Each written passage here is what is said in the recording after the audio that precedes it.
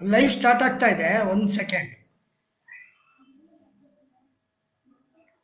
ಶುರು ಮಾಡ್ಬೋದು ಆಚಾರ್ಯ. ಕೃಷ್ಣವು ಬಲ ಜ್ಞಾನಕಾರ್ಯವು ಕೃಷ್ಣಾರಮಣ ರಾಜ್ಯದವು ಪುಷ್ಣೀತಾ ಮಮ ಸದ್ಬುದ್ಧಿಂ ವೃಷ್ಣಿ ವಾಸಿಷ್ಠ ವಂಶಜವು ಲಸತು ಶ್ರೀಮದಾನಂದ ತೀರ್ಥೇಂದುರ್ನೋ ಹೃದಂಬರೆ ಯದ್ವಚಶ್ಚಂದ್ರಿಕಾ ಸ್ವಾಂತ ಸಂತಾಪಂ ವಿನಿಕೃಂತತಿ ಭವತಿ ಯದನುಭಾವಾತ್ ಏಡಮೂಕೋಪಿ ವಾಗ್ಮೀ ಜಡಮತಿರವಿಜಂತುರ್ಜಾಯತೆ ಪ್ರಾಜ್ಞಮೂಲಿಃ ಸಕಲ ವಚನಚೇತೋ ದೇವತಾ ಭಾರತೀ ಸಾ ಮಮ ವಚಸಿ ನಿಧತ್ತಾಂ ಸನ್ನಿಧಿಂ ಮಾನಸೇ ಚ ಆಪಾದಮೂಲಿ ಪರ್ಯಂತಂ ಗುರುಣಾಂ ಆಕೃತಿಂ ಸ್ಮರೇತ್ ತೇನ ವಿಘ್ನಾಃ ಪ್ರಣಶ್ಯಂತಿ ಸಿದ್ಧ್ಯಂತಿ ಚ ಮನೋರಥಾಃ. ತಪಸ್ವಾಧ್ಯಾಯ ಶುಶ್ರೂಷಾ ಕೃಷ್ಣಪೂಜಾರತಂ ಮುನಿಂ ವಿಶ್ವೇಶಮಿಷ್ಟದಂ ವಂದೇ ಪರಿವ್ರಾಟ್ ಚಕ್ರವರ್ತಿನಂ. ನಾರಾಯಣಂ ನಮಸ್ಕೃತ್ಯ ನರಚೈವ ನರೋತ್ತಮಂ ದೇವೀಂ ಸರಸ್ವತೀಂ ವ್ಯಾಸಂ ತತೋ ಜಯಮುದೀರಯೇತ್. ಶ್ರೀ ಗುರುಭ್ಯೋ ನಮಃ. ಸಮಾಧಿ ಯೋಗದ ನಿರೂಪಣೆ. ಆಸನದಲ್ಲಿ ಭದ್ರವಾಗಿ ಕುಳಿತು ಮಚ್ಚಿತ್ತ ಸಂಯತೇಂದ್ರಿಯ ಭಗವಂತನಲ್ಲೇ ಮನಸ್ಸಿಟ್ಟು ಧ್ಯಾನ ಮಾಡಬೇಕು. ಈ ಧ್ಯಾನದ ಫಲ ಶಾಂತಿಂ ನಿರ್ವಾಣ ಪರಮಾಂ ಮತ್ಸಂಸ್ಥಾಂ ಅಧಿಗಚ್ಚತಿ. ಶರೀರವನ್ನು ಕಳೆದುಕೊಂಡ ಮೇಲೆ ಭಗವಂತನಲ್ಲೇ ನೆಲೆಗೊಂಡಂತಹ ಶಾಂತಿಯನ್ನು ಆತ ಹೊಂದುತ್ತಾನೆ. ಮತ್ಸಂಸ್ಥಾಂ ಅಂದ್ರೆ ಭಗವಂತನಲ್ಲಿ ನೆಲೆಗೊಂಡ ಶಾಂತಿ. ಅದು ಯಾವಾಗ? ನಿರ್ವಾಣ ಪರಮಾಂ. ಬಾಣ ಅಂದ್ರೆ ಶರೀರ, ವಾಣ ಅಂದ್ರೂ ಶರೀರ. ನಿರ್ವಾಣ ಅಂದ್ರೆ ಶರೀರ ತ್ಯಾಗ, ಲಿಂಗದೇಹ ಭಂಗ. ಪರಮ ಅದರ ಅನಂತರದಲ್ಲಿ ಪ್ರಾಪ್ತವಾಗತಕ್ಕಂಥದ್ದು. ಅಂತಹ ಭಗವಂತನ ಸಂಸ್ಥಾ ಅಂದ್ರೆ ಸಂಸ್ಥಾ ಅಂದ್ರೆ ಅಲ್ಲಿ ನೆಲೆಗೊಳ್ಳುವುದು. ಭಗವಂತನ ಸಂಸ್ಥಾನದಲ್ಲಿ ಈತ ಒಂದು ಸಂಸ್ಥೆಯಾಗಿ ಸೇರಿಕೊಳ್ಳುವುದು. ಅಂದ ಭಗವಂತನ ತಾಣದಲ್ಲಿ ಭಗವಂತನನ್ನು ಆಶ್ರಯಿಸಿ ಈತ ಪರಮಶಾಂತಿಯನ್ನು ಹೊಂದುತ್ತಾನೆ. ಶಾಂತಿ ಎನ್ನುವುದು ಮೋಕ್ಷ ಅನ್ನುವ ಅರ್ಥದಲ್ಲಿ ತೆರೆಕೊಳ್ಳತಕ್ಕಂತಹ ಶಬ್ದ. ಲೌಕಿಕವಾಗಿ ನೋಡುವುದಾದ್ರೆ ನಿರ್ವಾಣ ನಿರ್ವಾಣ ಪರಮಾಂ ಶಾಂತಿ ಅಂದ್ರೆ ಶರೀರದ ಮೇಲಿನ ಅಭಿಮಾನವನ್ನು ಕಳೆದುಕೊಂಡು ಪ್ರಾಪ್ತವಾಗತಕ್ಕಂತಹ ಒಂದು ಸುಖ, ಶಾಂತಿ, ನೆಮ್ಮದಿ. ಶರೀರದ ಮೇಲಿರುವ ಮಮಕಾರ ಅಹಂಕಾರಗಳು ಅನೇಕ ದುಃಖಗಳಿಗೆ ಹೇತು. ನಿರ್ವಾಣ ಉಂಟಾದಾಗ ಅಂದ್ರೆ ಶರೀರ, ಬಾಣ ಅಂದ್ರೆ ಶರೀರ, ನಿರ್ವಾಣ ಅಂದ್ರೆ ಶರೀರದಲ್ಲಿ ಉಂಟಾದ ಅಭಿಮಾನದ ತ್ಯಾಗ. ಇದರ ನಂತರ ಪರಮಾಂ ನಂತರ ಒದಗತಕ್ಕಂತಹ ಶಾಂತಿ, ಅದು ಮತ್ಸಂಸ್ಥಾ. ಯಾವಾಗ ಶರೀರದಲ್ಲಿ ನಾವು ಅಭಿಮಾನವನ್ನು ತೊರೆಯುತ್ತೇವೆ ಆವಾಗ ಶರೀರವನ್ನು ಕೊಟ್ಟು ಎಲ್ಲಕ್ಕೂ ಕಾರಣವಾದಂತಹ ಭಗವಂತನಲ್ಲಿ ಮನಸ್ಸು ನೆಲೆಗೊಂಡು, ಅದರಿಂದ ಭಗವಂತನಲ್ಲಿ ನೆಲೆಗೊಂಡಂತಹ ಶಾಂತಿ ಅಂದ್ರೆ ಏಕಾಗ್ರವಾದ ಮನಸ್ಸಿನ ಒಂದು ಶಾಂತ ಸ್ಥಿತಿ. ಇದನ್ನು ಆತ ಅಧಿಗಚ್ಚತಿ ಹೊಂದುತ್ತಾನೆ. ಇದು ಲೌಕಿಕವಾದ ಅರ್ಥ. ಅದೇ ಈ ಸಮಾಧಿ ಯೋಗದ ಫಲ ಕೊನೆಗೆ ಭಗವತ್ ಸಂಸ್ಥೆಯನ್ನು ಹೊಂದುವುದು. ಮೋಕ್ಷ ಅಂದ್ರೆ ಈ ಮತ್ಸಂಸ್ಥಾ ಅನ್ನುವುದು ಬೇರೆ ಬೇರೆ ಆಚಾರ್ಯರಿಗೆ ಬೇರೆ ಬೇರೆ ಅರ್ಥವನ್ನು ಕೊಟ್ಟಂತಹ ಶಬ್ದ. ರಾಮಾನುಜ ಪಂಥದ ಪ್ರಕಾರ ಮತ್ಸಂಸ್ಥಾ ಅಂದ್ರೆ ಭಗವಂತನ ಸಾಮ್ಯ ರೂಪವಾದ ಅಂತ ವ್ಯಾಖ್ಯಾನಿಸಿದ್ದಾರೆ. ಸಮ್ ಅಂದ್ರೆ ಸಮಾನವಾದ, ಸ್ಥಾ ಅಂದ್ರೆ ಸ್ಥಿತಿ. ಸಮಾನ ಸ್ಥಿತಿ ಅಂದ್ರೆ ಏನು? ಸಾಮ್ಯ. ಪರಮಂ ಸಾಮ್ಯಮುಪಿ, ಭಗವತ್ ಸಾಮ್ಯ ರೂಪವಾದಂತಹ ಶಾಂತಿ, ಅದು ಮೋಕ್ಷ ಅಂತ ಹೀಗೆ ಭಾವನೆಯನ್ನು ಅವರು ವ್ಯಕ್ತಪಡಿಸಿದ್ದಾರೆ. ಶಾಂಕರರು ಮತ್ಸಂಸ್ಥಾ ಅಂದ್ರೆ ಭಗವದ ವೇದ ಸ್ವರೂಪ, ಭಗವದಾತ್ಮಿಕ ಅಂತ ವ್ಯಾಖ್ಯಾನ. ಅದಕ್ಕೆ ಭಗವದಾತ್ಮಕವಾದಂತಹ ಶಾಂತಿಯನ್ನು ಹೊಂದುತ್ತಾನೆ. ಸಂಸ್ಥಾ ಅನ್ನೋ ಶಬ್ದ ಆ ಅರ್ಥವನ್ನು ಬಿಡುವುದು ಕಷ್ಟವಾದರೂ ಅವರ ಸಿದ್ಧಾಂತದ ಪ್ರಕಾರದ ಅರ್ಥವನ್ನು ಅವರು ಹೇಳ್ತಾರೆ. ಆಚಾರ್ಯರು, ಶ್ರೀಮನ್ ಮಧ್ವಾಚಾರ್ಯರು ಇದನ್ನು ವ್ಯಾಖ್ಯಾನಿಸುವಾಗ ಮತ್ಸಂಸ್ಥಾ ಅಂದ್ರೆ ಭಗವದಾಶ್ರಿತ, ಭಗವಂತನನ್ನು ಆಶ್ರಯಿಸಿಕೊಂಡಿರತಕ್ಕಂತಹ ಶಾಂತಿ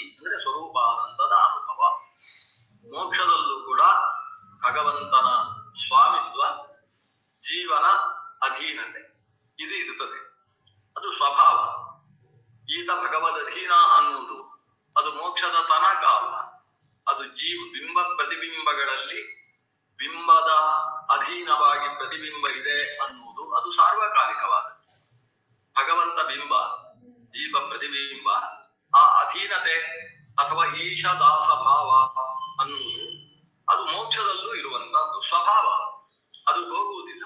ಅದನ್ನು ಕೃಷ್ಣ ಹೇಳ್ತಾನೆ, ನಿರ್ವಾಣ ಪರಮ ಲಿಂಗದೇಹವನ್ನು ಕಳೆದುಕೊಂಡ ನಂತರದ ಸ್ಥಿತಿಯಲ್ಲೂ ಮತ್ಸಂಸ್ಥ ನನ್ನನ್ನು ಆಶ್ರಯಿಸಿಕೊಂಡಿರತಕ್ಕಂತಹ ಶಾಂತಿ ದುಃಖದ ಸಂಬಂಧವೂ ಇಲ್ಲದೆ ಅತಿಶಯಿತ ಆನಂದ ಸ್ವರೂಪವಾದ ಸ್ವರೂಪಾನಂದದ ಅನುಭವವನ್ನು ಅಧಿಗಚ್ಚತಿ ಹೊಂದುತ್ತಾನೆ.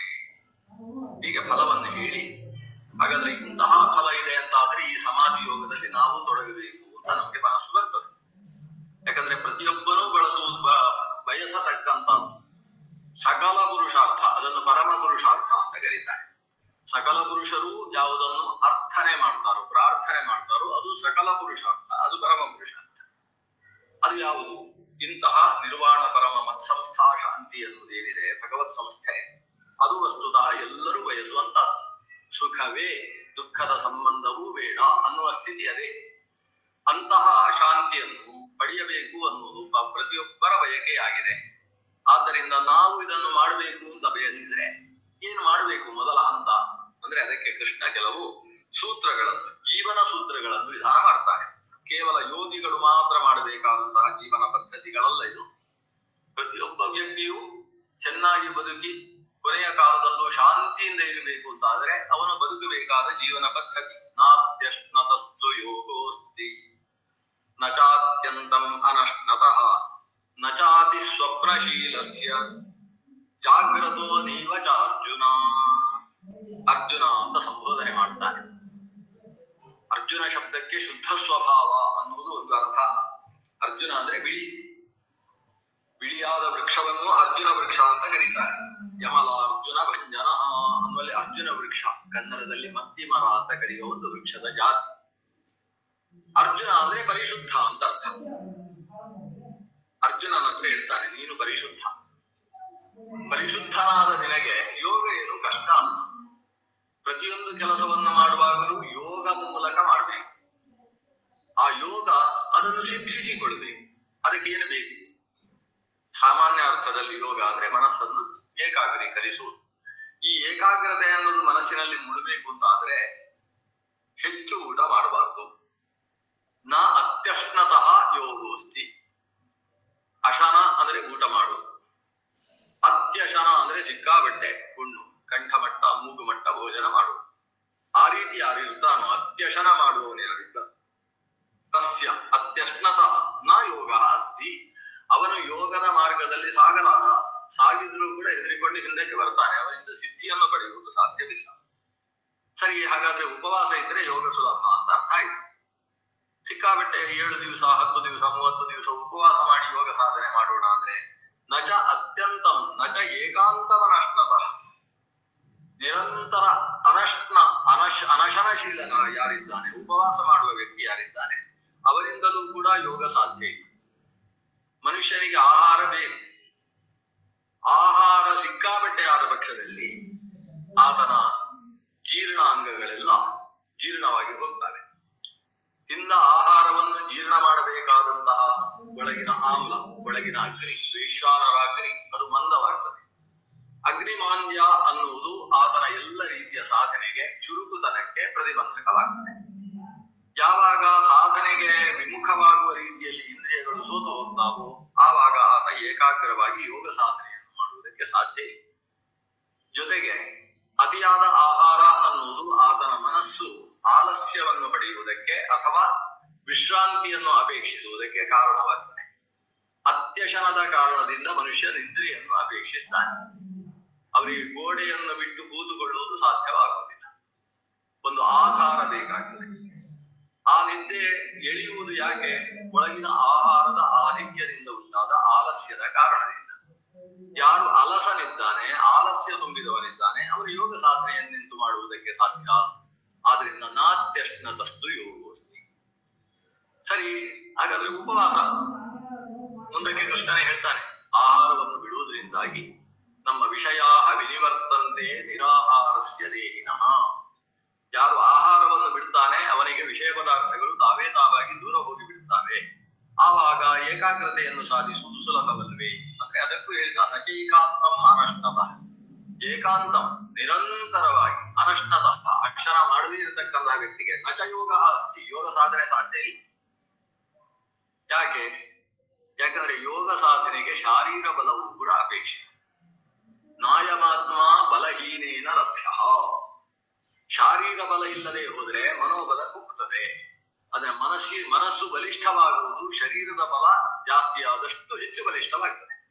ಹಾಗಾದ್ರೆ ಶರೀರದ ಬಲಕ್ಕೆ ಎಷ್ಟು ಬೇಕು ಅಷ್ಟು ಆಹಾರವನ್ನ ತಗೊಳ್ಬೇಕು. ಅದಕ್ಕಿಂತ ಹೆಚ್ಚು ತಗೊಂಡ್ರೆ ಅದು ಮತ್ತೆ ಆಲಸ್ಯಕ್ಕೆ ಕಾರಣವಾಗ್ತದೆ. ಹಾಗಾದ್ರೆ ಆಹಾರದ ಬಗ್ಗೆ ಹೇಗೆ ಎಷ್ಟು ಬೇಕು ಎಷ್ಟು ಬೇಡ ಅಂತ ಹೇಗೆ ತೀರ್ಮಾನಿಸಬೇಕು ಅದು ಮುಂದಿನ ಶ್ಲೋಕ ಹೇಳ್ತದೆ. ಇಲ್ಲಿ ನಿಷೇಧ ಮಾಡ್ತಾನೆ. ಹೆಚ್ಚು ಊಟ ಮಾಡಿದ್ರೆ ಆಗುವುದಿಲ್ಲ, ಏನು ಊಟ ಮಾಡದೆ ಹೋದರೂ ಸಾಧ್ಯ ಇಲ್ಲ.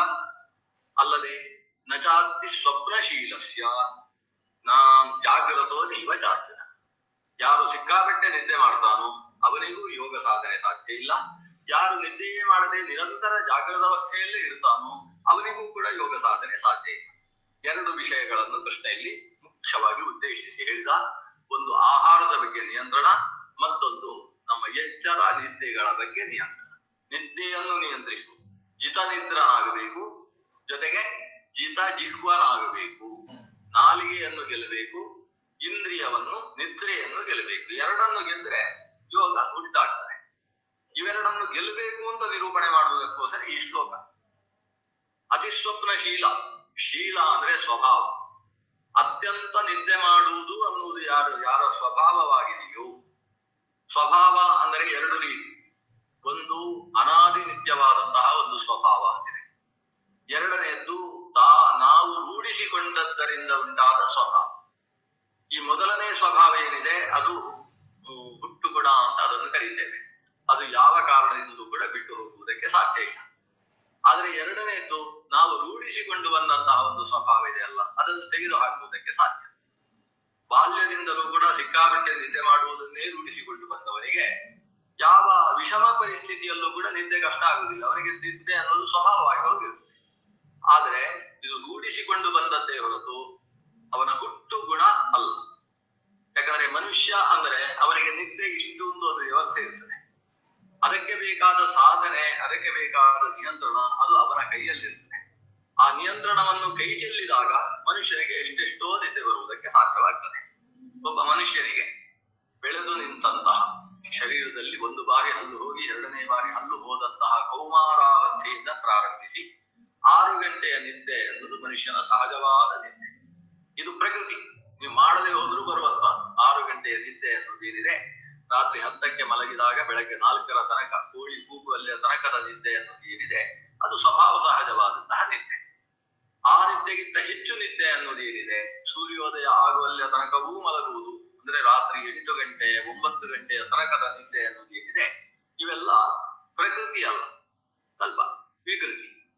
ಪ್ರಕೃತಿಯನ್ನು ಮೀರಿ ಉಂಟಾದಂತಹ ವಿಕಾರಗಳು. ಈ ವಿಕಾರ ಯಾವಾಗ ಜಾಸ್ತಿ ಆಗ್ತದೆ, ಜಾಸ್ತಿ ನಿದ್ದೆಯನ್ನು ಮಾಡ್ತೇವೆ, ಆವಾಗ ನಮ್ಮ ಸಾಧನೆಯ ಕಾಲದ ಕ್ಷೀಣತೆ ಉಂಟಾಗ್ತದೆ. ಸಾಧನಾ ಕಾಲದ ಕ್ಷೀಣತೆಯಿಂದಾಗಿ ಈತನ ಪ್ರತಿದಿನದ ಸಾಧನೆ ಕುಂಠಿತವಾಗುವುದರಿಂದ ಯೋಗದಲ್ಲಿ ಏಕಾಗ್ರತೆಯನ್ನು ಸಾಧಿಸುವುದಕ್ಕೆ ಸಾಧ್ಯವಾಗುವುದಿಲ್ಲ. ಇನ್ನೊಂದಿದೆ ಅತಿಸ್ವಪ್ನಶೀಲ. ಅಂದ್ರೆ ಸ್ವಪ್ನ ಅಂದ್ರೆ ಕೂದಲ್ಲಿಯೇ ಏನೋ ಆಲೋಚನೆ ಮಾಡ್ತಾ ಇರುವುದು, ಗತ ಜೀವನದ ಚಿಂತನೆಯನ್ನು ಮಾಡುವುದು, ಮುಂದಕ್ಕೆ ಏನಾದೀತು ಅಂತ ಸ್ವಪ್ನ ಕಾಣುವುದು, ಕನಸು ಕಾಣುವುದು ಅಂತ. ಅತಿಸ್ವಪ್ನಶೀಲ ಅಂದ್ರೆ ನಿರಂತರ ಏನನ್ನೋ ಆಲೋಚನೆ ಮಾಡಿಕೊಂಡು ಒಳಗಿನಿಂದ ಒಳಗೆ ತಿರುಕನೋರ್ವನ್ನೂರ ಮುಂದೆ ಮುರುಕು ಧರ್ಮಶಾಲೆಯಲ್ಲಿ ಹೊರಗಿರುತ್ತ ಲೊಂದ ಕನಸ ಕಂಡನಂತೆನೆ ಅಂತ ತಿರುಕನ ಕನಸಿನ ಹಾಗೆ ಇವನೇ ಏನನ್ನೋ ಆಲೋಚಿಸಿಕೊಂಡು ದೊಡ್ಡ ದೊಡ್ಡ ವಿಚಾರಗಳನ್ನು ಮಾಡಿಕೊಂಡು ಹಾಗಾಗಿ ಬಿಡ್ತೇನೆ ಅಂತ ಆಲೋಚಿಸಿ ಈ ರೀತಿ ಆಕಾಶ ಗೋಪುರಗಳನ್ನು ಮನೋರಥವನ್ನು ನಿರ್ಮಾಣ ಮಾಡತಕ್ಕಂತಹ ವ್ಯಕ್ತಿಗೆ ಯೋಗ ಉಂಟಾಗುವುದಿಲ್ಲ. ನಿಯಂತ್ರಣ ಸಾಧಿಸಬೇಕು. ಅದನ್ನು ಉಪಸಂಹಾರ ಮಾಡ್ತಾನೆ ಮುಂದಿನ ಶ್ಲೋಕದಲ್ಲಿ. ಯುಕ್ತಾಹಾರ ವಿಹಾರಸ್ಯ ಯುಕ್ತ ಚೇಷ್ಟಸ್ಯ ಕರ್ಮಸು ಯುಕ್ತ ಸ್ವಪ್ನಾವಬೋಧಸ್ಯ ಯೋಗೋ ಭವತಿ ದುಃಖ. ಹಾಗಾದ್ರೆ ಯೋಗ ಸಾಧನೆ ಯಾರಿಗೆ ಆಗ್ತದೆ? ಯುಕ್ತಾಹಾರ ವಿಹಾರಸ್ಯ, ಆಹಾರ ವಿಹಾರದಲ್ಲಿ ಯೋಗವುಳ್ಳವನಿಗೆ, ನಿಯಂತ್ರಣವುಳ್ಳವನಿಗೆ. ಯುಕ್ತ ಚೇಷ್ಟಸ್ಯ ಕರ್ಮಸು, ತಮ್ಮ ಕೆಲಸದಲ್ಲಿ ಎಷ್ಟು ತೊಡಗಬೇಕು ಎಷ್ಟು ತೊಡಗಬಾರದು ಅನ್ನುವ ವಿವೇಕವುಳ್ಳವನಿಗೆ. ಯುಕ್ತ ಸ್ವಪ್ನಾವಬೋಧಸ್ಯ, ಎಷ್ಟು ನಿದ್ದೆ ಮಾಡಬೇಕು ಎಷ್ಟು ಮಾಡಬಾರದು ಅನ್ನುವುದನ್ನು ಸ್ಪಷ್ಟ ಅನುಸಾರವಾಗಿ ರೂಢಿಸಿಕೊಂಡು ವ್ಯವಸ್ಥಿತವಾದ ಯೋಗವುಳ್ಳವನಿಗೆ ಅವನಿಗೆ ಭಗವಂತನಲ್ಲಿ ಏಕಾಗ್ರತೆಯನ್ನು ಸಂಪಾದಿಸುವ ಸಮಾಧಿ ಎಂಬುದು ಲಭಿಸುತ್ತದೆ. ಎಂತಹ ಸಮಾಧಿ? ಯೋಗೋ ಭವತಿ ದುಃಖ. ನಮ್ಮ ಈ ಸಂಸಾರ ದುಃಖವನ್ನು ಕಳೆದು ಬಿಸಾಡತಕ್ಕಂತಹ ಪರಮಶಾಂತಿಯನ್ನು ಉಂಟು ಮಾಡತಕ್ಕಂತಹ ಯೋಗವು ಆತನಿಗೆ ಲಭ್ಯವಾಗ್ತದೆ. ಯುಕ್ತಾಹಾರ ವಿಹಾರಸ್ಯ. ಇಲ್ಲಿ ಎಷ್ಟು ತಿನ್ನಬೇಕು ಎಷ್ಟು ತಿನ್ನಬಾರದು ಅನ್ನೋದನ್ನು ಹೇಳೋದಿಲ್ಲ. ಸಿಕ್ಕಾಬಟ್ಟೆ ತಿನ್ನಬಾರದು, ಸಿಕ್ಕಾಬಟ್ಟೆ ಉಪವಾಸ ಇರಬಾರದು, ಇಷ್ಟೇ ಹೇಳಿದ್ದಾರೆ ಹೊರತು ಅದು ಎಷ್ಟು, ಅದು ಅವರವರ ವಿವೇಕಕ್ಕೆ ಬಿಟ್ಟಿದ್ದಾರೆ. ಯುಕ್ತವಾಗುವಷ್ಟು ಆಹಾರ ವಿಹಾರ ಇರಬೇಕು. ಆಚಾರ್ಯರು ಭಾಷ್ಯ ಬರಿತ ಇದಕ್ಕೆ ವ್ಯಾಖ್ಯಾನ ಮಾಡ್ತಾರೆ. ಎಷ್ಟು ಆಹಾರವನ್ನು ಸ್ವೀಕರಿಸಿದಾಗ ಶರೀರದಲ್ಲಿ ಆಯಾಸಾದಿಗಳು ಗೊತ್ತಾಗುವುದಿಲ್ಲವೋ ಅಷ್ಟು ಆಹಾರವನ್ನು ಸ್ವೀಕರಿಸಬೇಕು. ಅಲ್ಪ ಆಹಾರವನ್ನು ಸ್ವೀಕರಿಸಿದ್ರೂ ಆಯಾಸ ಹಾಗೆ ಇರ್ತದೆ. ಸಿಕ್ಕಾಪಟ್ಟೆ ಆಹಾರವನ್ನು ಸ್ವೀಕರಿಸಿದ್ರೂ ಆಯಾಸ ಶರೀರದಲ್ಲಿ ಇರ್ತದೆ. ಎಷ್ಟನ್ನು ಸ್ವೀಕರಿಸಿದಾಗ ಆಯಾಸಾದಿಗಳು ಉಂಟಾಗುವುದಿಲ್ಲವೋ ಅಷ್ಟು ಆಹಾರ ಸ್ವೀಕಾರ. ಇದು ಇಷ್ಟೇ ಅಂತ ಒಂದು ನಾವು ಲೆಕ್ಕ ಹಾಕಿ ಹೇಳುವುದಕ್ಕೆ ಬರುವುದಿಲ್ಲ. ಯೋಗ ಸಾಧನೆಯನ್ನು ಮಾಡತಕ್ಕಂಥವ ಪ್ರತಿನಿತ್ಯ ಮಧ್ಯಾಹ್ನದ ಹೊತ್ತು 1 kg ಅನ್ನವನ್ನು ತಿನ್ನಬೇಕು, ಸಾಯಂಕಾಲದ ಹೊತ್ತು ಅರ್ಧ kg ಅಂತ ಹೀಗೆ ನಿರ್ಧಾರ ಮಾಡುವುದಕ್ಕೆ ಸಾಧ್ಯ ಇಲ್ಲ. ಯಾಕಂದ್ರೆ ಒಬ್ಬಾತನಿಗೆ 2 ತುತ್ತು ಸಾಕಾಗುತ್ತೆ, ಇನ್ನೊಬ್ಬನಿಗೆ 20 ತುತ್ತು ಸಾಕಾಗಲಿಕ್ಕಿಲ್ಲ. ಅಂದ್ರೆ ಅಷ್ಟರಲ್ಲೇ ಆತನಿಗೆ ಆಯಾಸ ಹೋಯಿತು ಅನ್ನುವ ಸ್ಥಿತಿ ಬರದೇ ಇರುವುದು. ಒಬ್ಬೊಬ್ಬರ ಶರೀರ ಪ್ರಕೃತಿ ಭಿನ್ನ ಭಿನ್ನವಾಗಿರುತ್ತೆ. ಶರೀರದಲ್ಲಿ ಎಷ್ಟು ದಪ್ಪ ಇದ್ದಾನೆ, ಎಷ್ಟು ಭಾರ ಇದ್ದಾನೆ ಅನ್ನುವುದರಿಂದ ಮಾತ್ರ ಆಹಾರ ಇಷ್ಟು ಬೇಕಾಗ್ತದೆ ಅಂತ ನಿರ್ಧರಿಸುವುದಲ್ಲ. ಆತನ ಶಾರೀರವಾದ ಕಫವಾತ ಪಿತ್ತಾದಿ ಪ್ರಕೃತಿಯನ್ನು ಅನುಸರಿಸಿ, ಆತನ ಅಗ್ನಿಯಲ್ಲಿರತಕ್ಕಂತಹ ಶಕ್ತಿಯನ್ನು ಅನುಸರಿಸಿ ಆಹಾರ ಅನ್ನುವುದು ಒಂದೊಂದು ಶರೀರಕ್ಕೆ ಭಿನ್ನ ಭಿನ್ನವಾದ ಪರಿಮಾಣದಲ್ಲಿ ಬೇಕಾಗ್ತದೆ. ಆದ್ರಿಂದ ಇಷ್ಟು ಆಹಾರ ಸ್ವೀಕರಿಸು ಅಂತ ಲೆಕ್ಕಾಚಾರ ಮಾಡಿ ಪರಿಮಾಣ ಕೆಜಿ ಅಥವಾ ಸೇರಿನಲ್ಲಿ ಹೇಳಲಿಕ್ಕೆ ಬರುವುದಿಲ್ಲ. ಹಾಗಾಗಿ ಯುಕ್ತ ಆಹಾರ ವಿಹಾರಸ್ಯ. ಎಷ್ಟು ಆಹಾರವನ್ನು ಸ್ವೀಕರಿಸಿದ್ರೆ ಆಲಸ್ಯಾದಿಗಳು ಉಂಟಾಗುವುದಿಲ್ಲವೋ, ತಲೆದಿಂಬು ಬೇಕು ಅಂತ ಅನಿಸುವುದಿಲ್ಲವೋ, ನಿದ್ದೆ ಮಾಡಬೇಕು ಹೊರಗಬೇಕು ಅಂತ ಅನಿಸುವುದಿಲ್ಲವೋ ಅಷ್ಟು ಆಹಾರವನ್ನು ಸ್ವೀಕರಿಸಿದಂತಹ ವ್ಯಕ್ತಿ ತಾನು ಯೋಗದಲ್ಲಿ ತೊಡಗುವುದಕ್ಕೆ ಸಮರ್ಥನಾದ. ಯುಕ್ತ ಆಹಾರ ವಿಹಾರ. ಇಲ್ಲಿ ಆಹಾರದಲ್ಲಿ ಯುಕ್ತವಾಗಿರಬೇಕು ಅನ್ನೋದು ಸರಿ ಹೋಯಿತು. ವಿಹಾರ ಏನು? ವಿಹಾರ ಅನ್ನುವ ಶಬ್ದಕ್ಕೆ ನಡೆ ಅಂತ ಅರ್ಥ. ನಡಿಗೆ. ಹೃಣ್ಯಹರಣೆ ಅಂತ ಒಂದು ಧಾತು, ವಿಚಿತ್ರವಾದ ಧಾತು. ಅದಕ್ಕೆ ತರುವುದು ಅಂತ ಅರ್ಥ. ಹರತಿ ಅಂದ್ರೆ ತೆಗೆದುಕೊಂಡು ಹೋಗುತ್ತಾನೆ, ತೆಗೆದುಕೊಂಡು ಹೋಗುವುದು, ತೆಗೆದುಕೊಂಡು ಬರುವುದು. ಇದು ಹೃಧಾತುವಿನ ಅರ್ಥ. ಆದ್ರೆ ಸಾಮಾನ್ಯವಾಗಿ ಹರತಿ ಅಂದ್ರೆ ಅಪಹರತಿ ಎನ್ನುವ ಅರ್ಥದಲ್ಲಿ ಬಳಕೆ. ಅಪಹರಣ ಅಂತ ಹೇಳಿದ್ರೆ ಅಪಹರಿಸುವುದು. ಈ ಹರತಿ ಅನ್ನುವುದಕ್ಕೆ ಅಪಾರ್ಥ ಸೇರಿದಾಗ ಅದರ ನಿಜಾರ್ಥ ಅನ್ನೋದು ವ್ಯಕ್ತವಾಗ್ತದೆ. ಇಲ್ಲದೆ ಹೋದ್ರೆ ಹರತಿ ಅಂದ್ರೆ ತರುತ್ತಾನೆ ಏನು ಅಷ್ಟೇ ಅರ್ಥ. ಆದ್ರೆ ಅಪಹರತಿ ಅಂದ್ರೆ ಅರ್ಥ ಗೊತ್ತಾಗ್ತದೆ. ಅದೇ ಈ ಕಡೆ ಆಹರತಿ ಅಂದ್ರೆ ತರುತ್ತಾನೆ ಅಂತ ಅರ್ಥ ಆಗ್ತದೆ. ಸಂಹಾರ, ಸಂಹರತಿ ಅಂದ್ರೆ ಕತ್ತರಿಸಿ ಹಾಕ್ತಾನೆ, ಕೊಂದು ಹಾಕ್ತಾನೆ ಅಂತ ಅರ್ಥ ಆಗ್ತದೆ. ವಿಹರತಿ ಅಂದ್ರೆ ವಿಹಾರ ಮಾಡುತ್ತಾನೆ, ನಡೆದಾಡುತ್ತಾನೆ ಅಂತ ಅರ್ಥ ಆಗ್ತದೆ. ಆಹಾರತಿ ಅಂದ್ರೆ ತರುತ್ತಾನೆ ಅಂತ ಹೇಗೆ ಅರ್ಥ ಆಗ್ತದೋ ಉಣ್ಣುತ್ತಾನೆ ಅನ್ನೋ ಅರ್ಥವೂ ಆಗುತ್ತೆ. ಆಹಾರ, ವಿಹಾರ, ಆಹಾರ, ಪ್ರಹಾರ, ಸಂಹಾರ, ಪರಿಹಾರ ಹೀಗೆಲ್ಲ ವಿಸರ್ಗ ಉಪಸರ್ಗದ ಯೋಗದಿಂದ ಈ ಒಂದೇ ಧಾತು ಅನೇಕ ಅರ್ಥಗಳನ್ನು ಕೊಡ್ತಕ್ಕಂಥ. ಆಹಾರ ಅನ್ನೋದು ವಿಹಾರ ಅನ್ನೋದು ಒಂದೇ ಧಾತು, ಆದ್ರೆ ಉಪಸರ್ಗಗಳು ಬೇರೆ ಬೇರೆ. ಹಾರ ಅನ್ನೋದಕ್ಕೆ ಆ ಸೇರಿದೆ, ವಿ ಸೇರಿದೆ. ವಿಹಾರ ಅನ್ನುವ ಶಬ್ದವನ್ನು ನಡೆದಾಡುವುದು, ವಿಹರಿಸುವುದು, ಖುಷಿಯಿಂದ ನಡೆಯುವುದು ಈ ಅರ್ಥದಲ್ಲಿದೆ. ಅವರು ಎಲ್ಲಿ ಹೋಗಿದ್ದಾರೆ ಅಂದ್ರೆ ವಿಹಾರಕ್ಕೆ ಹೋಗಿದ್ದಾರೆ. ವಿಹಾರಕ್ಕೆ ಹೋಗಿದ್ದಾರೆ ಅಂದ್ರೆ ಇಂಗ್ಲಿಷ್ ನಲ್ಲಿ ಇವತ್ತು ವಾಕಿಂಗ್ ಅಂತ ಹೇಳಿದ ಹಾಗೆ ವಿಹಾರ ಅನ್ನುವ ಶಬ್ದವನ್ನು ಸಂಸ್ಕೃತದಲ್ಲಿ ಬಳಸ್ತೇವೆ. ಅದು ಕನ್ನಡದಲ್ಲಿ ವಿಹಾರ ಅಂತ ಹೇಳಿದ್ರೆ ಏನೋ ಒಂದು ಆನಂದದ ಕುಣಿದಾಟಕ್ಕೆ ಹೋಗಿದ್ದಾರೆ ಅಂತ ಹೀಗೆಲ್ಲ ಅರ್ಥ ಆಗ್ತದೆ. ಸಂಸ್ಕೃತದಲ್ಲಿ ಅಷ್ಟು ವಿಶಾಲವಾದ ಅರ್ಥದಲ್ಲಿ ಅದನ್ನು ಬಳಸುವುದಲ್ಲ. ನಡೆದಾಡುವುದು ಅನ್ನುವ ಅರ್ಥದಲ್ಲಿ ವಿಹಾರ ಶಬ್ದ. ವಾಯು ವಿಹಾರ ಅನ್ನೋದೆಲ್ಲ ಆ ಅರ್ಥದಲ್ಲಿರುವಂತಹ. ಇಲ್ಲಿ ಆಹಾರ ವಿಹಾರ ಯುಕ್ತವಾಗಿರಬೇಕು.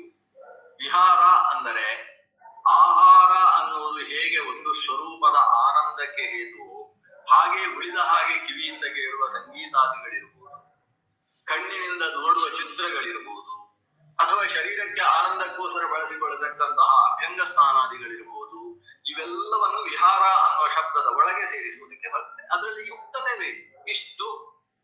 ಎಷ್ಟು ಮಾಡಿದ್ರೆ ಶರೀರಕ್ಕೆ ಆಯಾಸದಿಂದ ಆಯಾಸಾದಿಗಳಾಗುವುದಿಲ್ಲ ಅಷ್ಟು. ಅಭ್ಯಂಗ ಅನ್ನೋದು ಭಾರಿ ಯುಕ್ತವಾದದ್ದು ಅಂತ ಹೇಳಿ ಸರಿಯಾಗಿ ಅಂಗಮರ್ದನ ಮಾಡಿ ಬೆನ್ನಿಗೆ ಗುದ್ದಿ ಎದೆಗೆ ಗುದ್ದಿ ಮತ್ತೊಂದು ಮಾಡಿ ಅದನ್ನು ಒರೆಸಿ ಮಾಡಿ ಆಮೇಲೆ 4 ದಿವಸ ಮಲಗುವ ಹಾಗಾಗಬಾರ್ದು. ಯಾವುದರಿಂದ ಈತನಿಗೆ ಶರೀರಕ್ಕೆ ಆಯಾಸವಾಗ್ತದೋ ಅಷ್ಟು ಬೇಡ. ಎಷ್ಟು ಮಾಡದೇ ಹೋದ್ರೇನೆ ಶರೀರದ ಆಯಾಸ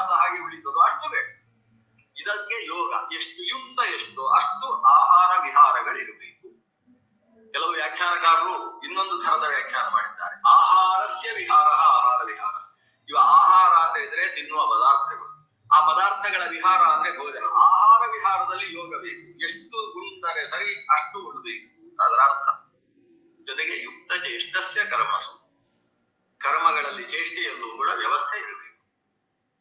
ಸಿಕ್ಕಾಪಟ್ಟೆ ಆಯಾಸವಾಗುವ ಕೆಲಸವನ್ನು ಮಾಡಿ, ಒಂದು ಭೀಷ್ಮ ಪಂಚಕವನ್ನು ನಡೆಸುತ್ತೇನೆ ಅಂತ ಹೇಳಿ ಭೀಷ್ಮ ಪಂಚಕ ಮಾಡಿ 7 ದಿವಸ 5 ದಿವಸ ಉಪವಾಸವನ್ನು ನಡೆಸುವುದಕ್ಕೆ ಆಗದೆ ಹೋಗಿ ಕೊನೆಗೆ ಆಸ್ಪತ್ರೆಗೆ ಸೇರುವ ಹಾಗಿರಬಾರದು. ಅವರವರ ಶರೀರ ಪರಿಸ್ಥಿತಿಯನ್ನು ಗಮನಿಸಿಕೊಂಡು ಅಷ್ಟನ್ನೇ ಆತ ಮಾಡಬೇಕು. ಸಿಕ್ಕಾಪಟ್ಟೆ ಆಯಾಸಪೂರ್ಣವಾದ ಯಾವುದು ಒಂದು 50 kg ಭಾರವನ್ನು ಎತ್ತುವಷ್ಟು ಶಕ್ತಿ ಇದೆ ಅವನಿಗೆ, 100 kg ಭಾರವನ್ನು ಎತ್ತಿ ಕೈಕಾಲು ತೋರಿಸಿಕೊಂಡು ಆ ಕಾರಣದಿಂದಲೇ ಆದ ಯೋಗಕ್ಕೆ ಕೂತಾಗ ಚಿತ್ತ ಏಕಾಗ್ರತೆಗೆ ಬರದೇ ಇರತಕ್ಕಂತಹ ಸಾಧ್ಯತೆ ಇದೆ. ಅಂದ ಅನಾಯಾಸ ಅನ್ನುವುದು ಸಾಮಾನ್ಯ ಧರ್ಮಗಳಲ್ಲಿ ಒಂದು ಅಂತ ಸ್ಮೃತಿ ಗ್ರಂಥಗಳು ಹೇಳ್ತಾರೆ. ಅನಾಯಾಸ ಮಂಗಲಂ ಅಂತ. ಅನಾಯಾಸ ಅನ್ನೋದು ಒಂದು ಸಾಮಾನ್ಯ ಧರ್ಮ. ಅನಾಯಾಸ ಅನ್ನೋದಕ್ಕೆ ಅರ್ಥ ಏನು? ಶರೀರದ ಶಕ್ತಿ ಎಷ್ಟಿದೆಯೋ ಅದನ್ನು ಮೀರಿದ ಕೆಲಸಗಳಲ್ಲಿ ತನ್ನನ್ನು ತೊಡಗಿಸಿಕೊಳ್ಳದೇ ಇರುವುದು. ಇದು ಆರೋಗ್ಯಕ್ಕೆ ಮತ್ತು ಯೋಗಕ್ಕೆ ಅಪೇಕ್ಷಿತವಾದಂತಹ ಮತ್ತೊಂದು ವಿಷಯ. ಯುಕ್ತ ಚೇಷ್ಟಸ್ಯ ಕರ್ಮಸು ಯುಕ್ತ ಸ್ವಪ್ನಾವಬೋಧಸ್ಯ. ಎಷ್ಟು ನಿದ್ದೆ ಮಾಡಬೇಕು, ಎಷ್ಟು ಎಚ್ಚರವಾಗಿರಬೇಕು ಅನ್ನೋ ಒಂದು ವ್ಯವಸ್ಥೆ ಅವರಿಗೆ ಗೊತ್ತಿರಬೇಕು. ಸಾಮಾನ್ಯವಾಗಿ ಯೋಗಿಗಳ ಸ್ಥಿತಿ ಅಂದ್ರೆ ಮನುಷ್ಯನ ಶಾರೀರಿಕ ಸ್ಥಿತಿ ಹೇಗಿರ್ತದೆ, ಅದಕ್ಕೆ 4 ಗಂಟೆ ನಿದ್ದೆ ಸಾಕಾಗ್ತದೆ. ವಸ್ತುತಃ ಯೋಗಿಗೆ 4 ಗಂಟೆ ನಿದ್ದೆ ಸಾಕು. 24 ಗಂಟೆಯಲ್ಲಿ 20 ಗಂಟೆ ಎಚ್ಚರವಿದ್ದು 4 ಗಂಟೆ ನಿದ್ದೆಯನ್ನು ಮಾಡಿದ್ರೆ ಸಾಕಾಗ್ತದೆ. ಇಲ್ಲ ಸ್ವಲ್ಪ ಭೋಗದ ಸ್ಥಿತಿಯಲ್ಲಿ ಆತ 6 ಗಂಟೆ ನಿದ್ದೆಯನ್ನು ಮಾಡಿ ತಾನು 18 ಗಂಟೆ ಎಚ್ಚರವಾಗಿರುವುದಕ್ಕೆ ಶಕ್ಯ ಇರ್ತದೆ. ಇದು ಯಾವ ಸಮಸ್ಯೆಯೂ ಇಲ್ಲದೆ ಇದ್ದಂತಹ ವಿಷಯ. ಇನ್ನಷ್ಟು ಶಾರೀರಿಕವಾಗಿ ಆತನಿಗೆ ಕ್ಲೇಶವಿದ್ದರೆ 8 ಗಂಟೆಯಷ್ಟು ನಿದ್ದೆ ಮಾಡುವುದಕ್ಕೆ ಅವಕಾಶ ಇದೆ. ಆದ್ರೆ 6 ಗಂಟೆಗಿಂತ ಹೆಚ್ಚು ನಿದ್ದೆಯನ್ನು ತಾನು ಉಪಯೋಗಿಸಿದರೆ ಅದು ಯುಕ್ತ ಸ್ವಪ್ನ ಯುಕ್ತಾವಬೋಧ ಅಂತ ಅನಿಸಿಕೊಳ್ಳುವುದಿಲ್ಲ. ಯಾವ ಹೊತ್ತಿಗೆ ಎಷ್ಟು ನಿದ್ದೆ ಮಾಡಬೇಕು, ಆ ನಿದ್ದೆಯನ್ನು ರಾತ್ರಿ 10ರಿಂದ ಬೆಳಗ್ಗೆ 4 ಅಂತ ಹೀಗೆ ಮಾಡುವುದನ್ನು ಬಿಟ್ಟು ಬೆಳಗ್ಗೆ 10ರಿಂದ ಸಾಯಂಕಾಲ 4ರ ತನಕ ನಿದ್ದೆ, ಉಳಿದ ಹಾಗೆ ಎಚ್ಚರ, ಈ ಕ್ರಮವೂ ಸರಿಯಲ್ಲ. ಯಾವ ಕಾಲ ಮನುಷ್ಯನ ನಿದ್ದೆಗೆ ಉಚಿತವೋ ಆ ಕಾಲದಲ್ಲಿ ಸ್ವಪ್ನ ನಿದ್ದೆ, ಯಾವ ಕಾಲದಲ್ಲಿ ಎಚ್ಚರವಾಗಿದ್ದು ಸಾಧನೆ ಮಾಡುವುದು ಉಚಿತವೋ ಅಂತಹ ಕಾಲದಲ್ಲಿ ಅವಬೋಧ. ಹೀಗೆ ಸ್ವಪ್ನ ಮತ್ತು ಅವಬೋಧಗಳು ಯುಕ್ತ ಅಂದ್ರೆ ಯಾವ ಕಾಲದಲ್ಲಿರ್ಬೇಕು ಆ ಕಾಲದಲ್ಲಿ, ಎಷ್ಟು ಕಾಲದಲ್ಲಿರ್ಬೇಕು ಅಷ್ಟು ಕಾಲದಲ್ಲಿ, ಹೇಗೆ ಇರಬೇಕು ಹಾಗೆ. ಹೇಗೆ ಇರಬೇಕು ಹಾಗೆ ಅಂದ್ರೆ ನಿಂತುಕೊಂಡೆ ಕೂತುಕೊಂಡೆ ನಿದ್ದೆ ಮಾಡುವುದ, 4 ಗಂಟೆ ನಿದ್ದೆ ಮಾಡಬೇಕು ಅಂತ ಧ್ಯಾನಕ್ಕೆ ಕೂತಾಗ ನಿದ್ದೆ ಬಂದಾಗ ಅಲ್ಲೇ ನಿದ್ದೆ ಮಾಡುವುದು, ಆಮೇಲೆ ಧ್ಯಾನವನ್ನು ಮುಂದುವರಿಸುವುದು, ಹೀಗೂ ಹೇಗೆ ನಿದ್ದೆ ಮಾಡಬೇಕು?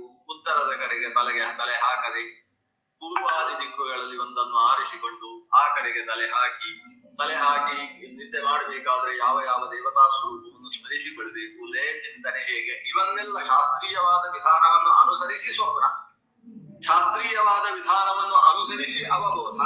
ಇದು ಯಾವಲ್ಲಿದೆ? ವಿಶ್ವ ತೇಜಸಾದಿ ಸ್ವರೂಪಗಳ ಚಿಂತನೆ ಹೇಗಿರಬೇಕು, ಇದನ್ನೆಲ್ಲ ಅನುಸರಿಸಿ ಯಾವ ಯುಕ್ತ ಸ್ವಪ್ನಾವಬೋಧನಿದ್ದಾನೋ ಅಂಥವನಿಗೆ ಯೋಗೋ ಭವತಿ. ಅವನಿಗೆ ಯೋಗ ತಾನಾಗಿ ಒಲಿದು ಬರ್ತದೆ. ಅಂದ್ರೆ ಯೋಗವನ್ನು ನಾವು ಒಲಿಸಿಕೊಳ್ಬೇಕು, ಯೋಗ ಶಕ್ತಿ ನಮ್ಮಲ್ಲಿ ಆವಿರ್ಭೂತವಾಗಬೇಕು.